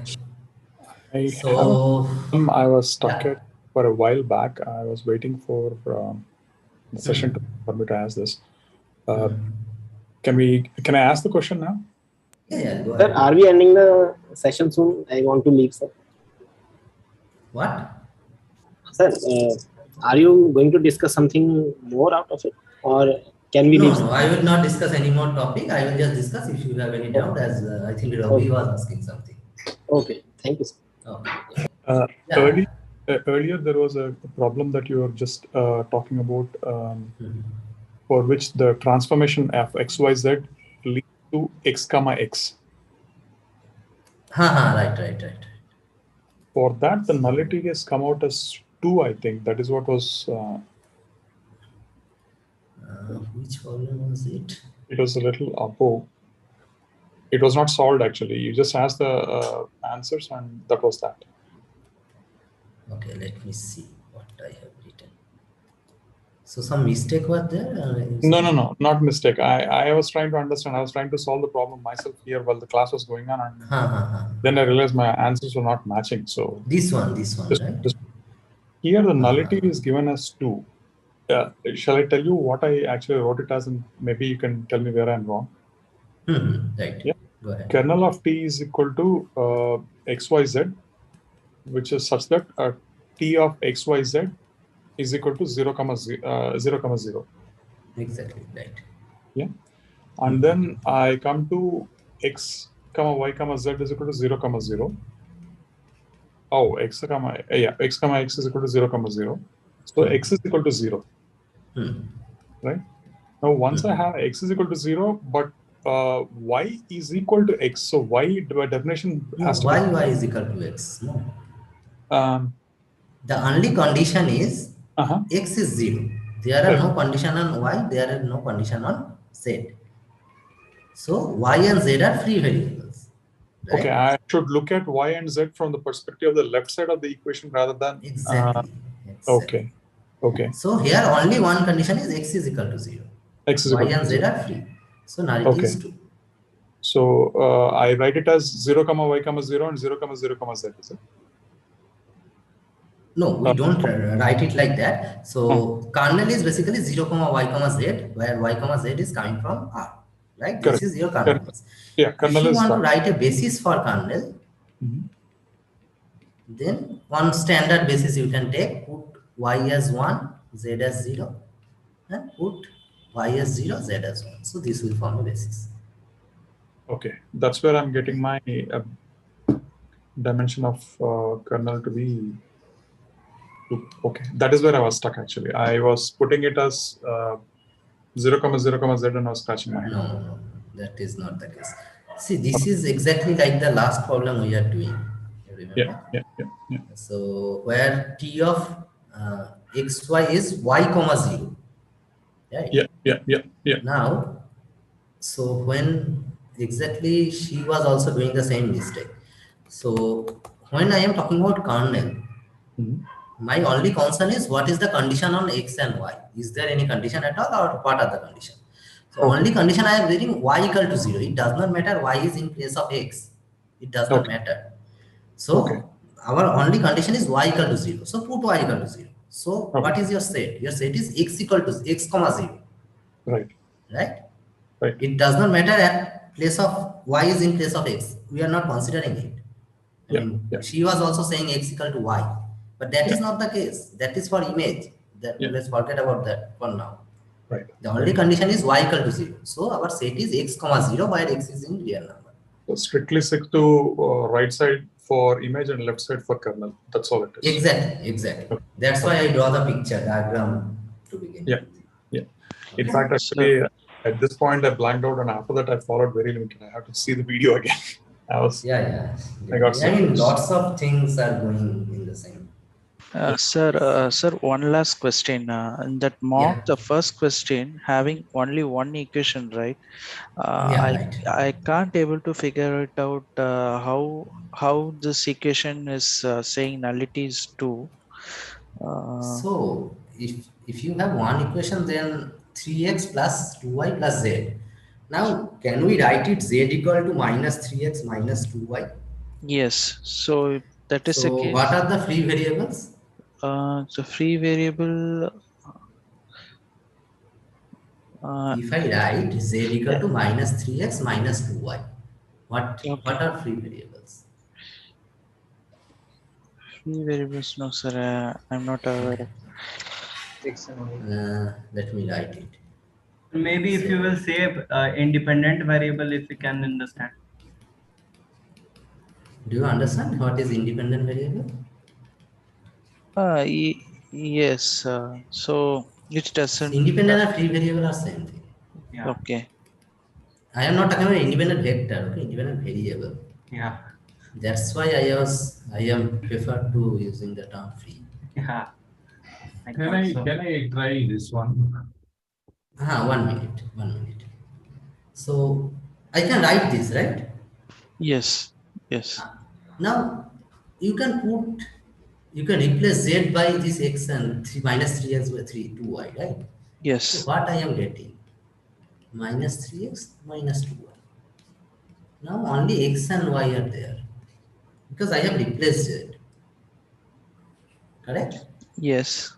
Now can you see how many variables are there? Two variables are there, Two x and variables y. are there. Yes. And we can put any value for x and y, right? There are no Yes. conditions on x and y. Yes. Correct? That's why they are free variable. We replace z because z was not free. Okay. Because we can put x and y, any values for x and y, with the z will be fixed then for those values. So z is not free, z is dependent. These two are free. Okay? And if we replace this, then this is the kernel, right? Now what is the basis for this kernel? Can you give me a basis? Yes, maybe 1, So comma you put 1. x equal to 1, Yeah. y equal to 0. And Okay. put x equal to 0, y equal to 1. Okay. This will give you a basis. So this will be a basis. There will be infinitely many bases, but this is one of them. But why we are stopping at only two places, 1 0 minus 3 and 0 1 minus 2? Can't we take the third one? Or how do we define only we So can are stop you at? attending? I mean, is this your first live session? No, I haven't attended. Okay. So this is your first live session, right? Yes, yes. Yeah. Actually, I approach this problem in a different way. Okay, go ahead. Just to make a matrix 3, 2, 1 and row reduce it. This is only one row, so nothing Yeah. to reduce. So the state will, there will be only two independent variables, two free. Exactly. I mean, this is the same thing we will reach here. Yes. Eventually. Yeah. Okay. Yeah. Fine. So basically, the number of free variables in this. I mean, then I have to start from the beginning if I have to make you Maybe. understand this. Are you attending this live session from the beginning? No, I was around 45 minutes after I started. If it is explained earlier, then so can you just please fine. go back and see the Yeah. introduction and also go to solve with us assignment. Solve with us assignment of these 2 week 5 and week 6. There I have written this thing. Sure, sir. I look into it. Please take a look at this and 1 minute. Please take a look at this and watch the video from the beginning. Okay. I will anyway upload this. So this is basically a technique for finding a basis. There are two variables only, right? X and Y. We can put numbers there, right? So whatever the next vector you do using x equal to 1, y equal to 1, I can write using these two vectors. So those will be not linearly independent. So this is the maximal linear independent thing we can get. Okay, that's why it is a basis. Okay. Okay, this is the maximal. We cannot add any other vector here. Then the set will not be linearly independent. But for a basis, we need linear independence, right? Yes.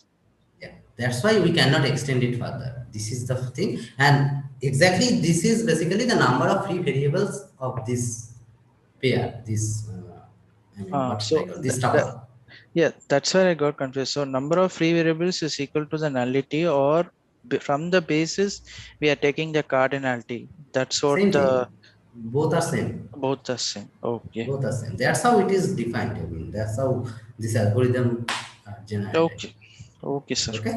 Okay. Sir, I don't think the solution for the mock for week 9 and 10 has been uploaded. Could you please do that? I have sent already. It is not uploaded. I think no, sir. It is uploaded. I didn't. I couldn't locate it. When have you checked it? Just now. Okay, let me check once. Maybe I was not checking under the. Maybe if you can log out and then again log in. No, let me check. I have sent it, but hopefully. Yes, sir, it is uploaded for me. That's why I'm saying. I have checked it in afternoon. And yeah, here it is, no? Yeah. Maybe not I have to replying. refresh. Yeah. Okay, I'll Yeah, check yeah, again. yeah, right. Sir, another thing, one- if you're saying there is an OPP tomorrow, will our portal be accessible? No, if OPP exams are there, then portal will not be accessible at those times. Sir, For only for the the person people know. for the whole day. For the I whole day, yeah. Sir, I have a question. In this rank nullity theorem, we can calculate nullity by this expression and by finding out kernel. For finding rank, we have to see dimension of V, and from that we have to subtract.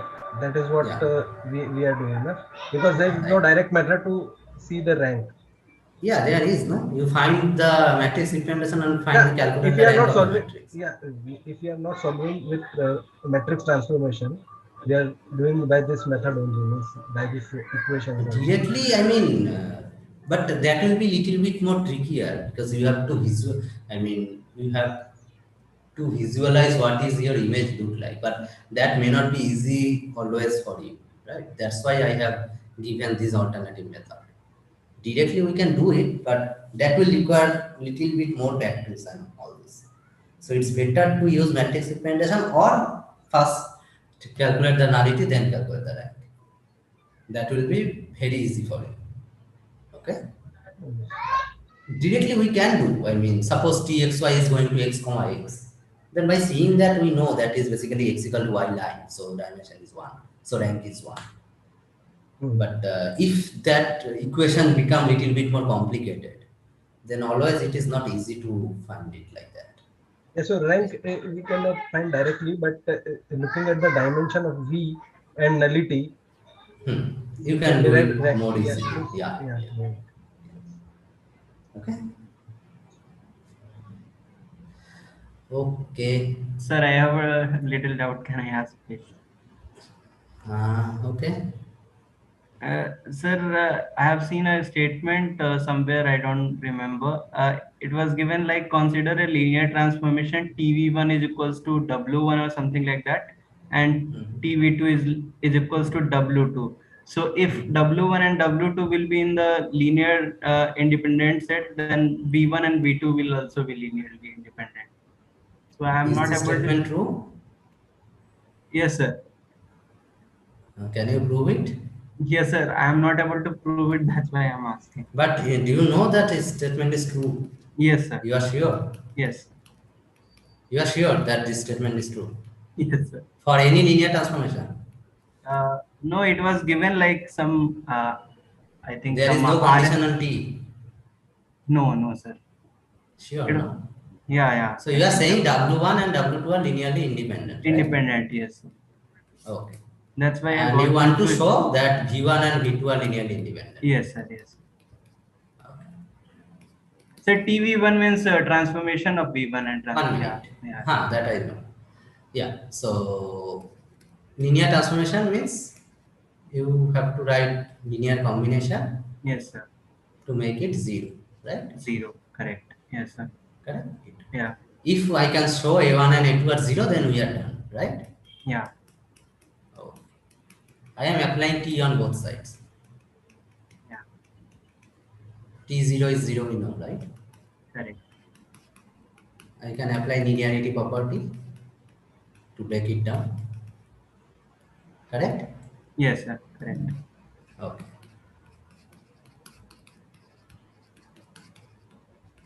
Scalar I can pull Yes, out sir. outside. Okay. So what I am getting? What is TV1? The TV1 is W1. W1. What is TV2? W2. Okay. Now W1 and W2 are linearly independent, right? Yes, sir. Yes, sir. So what about A1 and A2? That will be also Both are 0, right? Yes, That sir. means V1 and V2 are linearly independent. Okay? Thank you, sir. So somehow, yes, sir. Yes, sir. I totally. Prove the converse. Yeah. When the converse is true, Yeah. I will ask you in the next session. Okay. Sure. When the converse is true. Converse is not always true, but when it is true. Okay. Okay? Yeah. I will ask, what is your name? Sir, Ayush. Ayush. Ayush, I will ask you. Okay? Yeah. Sir, one thing, just a suggestion. I want that a fine problem I understood even in the previous quiz. It means in quiz 2, it was discussed really well. But somehow I am not able to understand sometime a fine map problem. I got stuck at some point. I don't know what to do. Yeah. So if you can give any suggestion. So I had taken one live session in Jan town probably. Okay. On affine subspace and affine mapping. Okay. I think someone has posted it in Discourse also. So if you can look at that, I think that will be enough. Affine map also, right? Yeah, everything. I mean, that session was dedicated to affine subspace. Affine problems. Okay. Only on those two. Because problem got lengthier in that type of problem, like function is given and then it should not be, but yeah. Yeah. Okay, sir. I will try. Yeah. So there is a live session which I have taken on affine. Okay, sir. Sure, I will try, sir. So you can take a look. Okay. Okay, sir. Sure, sir. Thank you, sir. Thank you so much. Yeah. Good night. Yeah. Good night. Thank you and good night. Yeah. Thank you. Thank you so much. Hopefully this session was useful, right? Yes, sir. It was very useful. Okay. Thank you. Yeah. Yeah. Bye. Thank you so much, sir.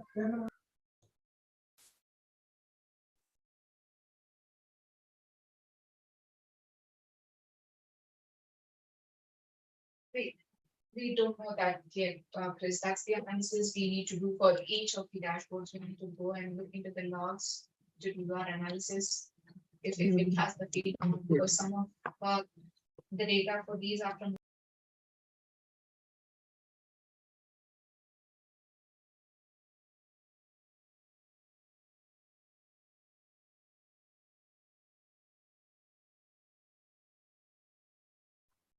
Thank you, sir.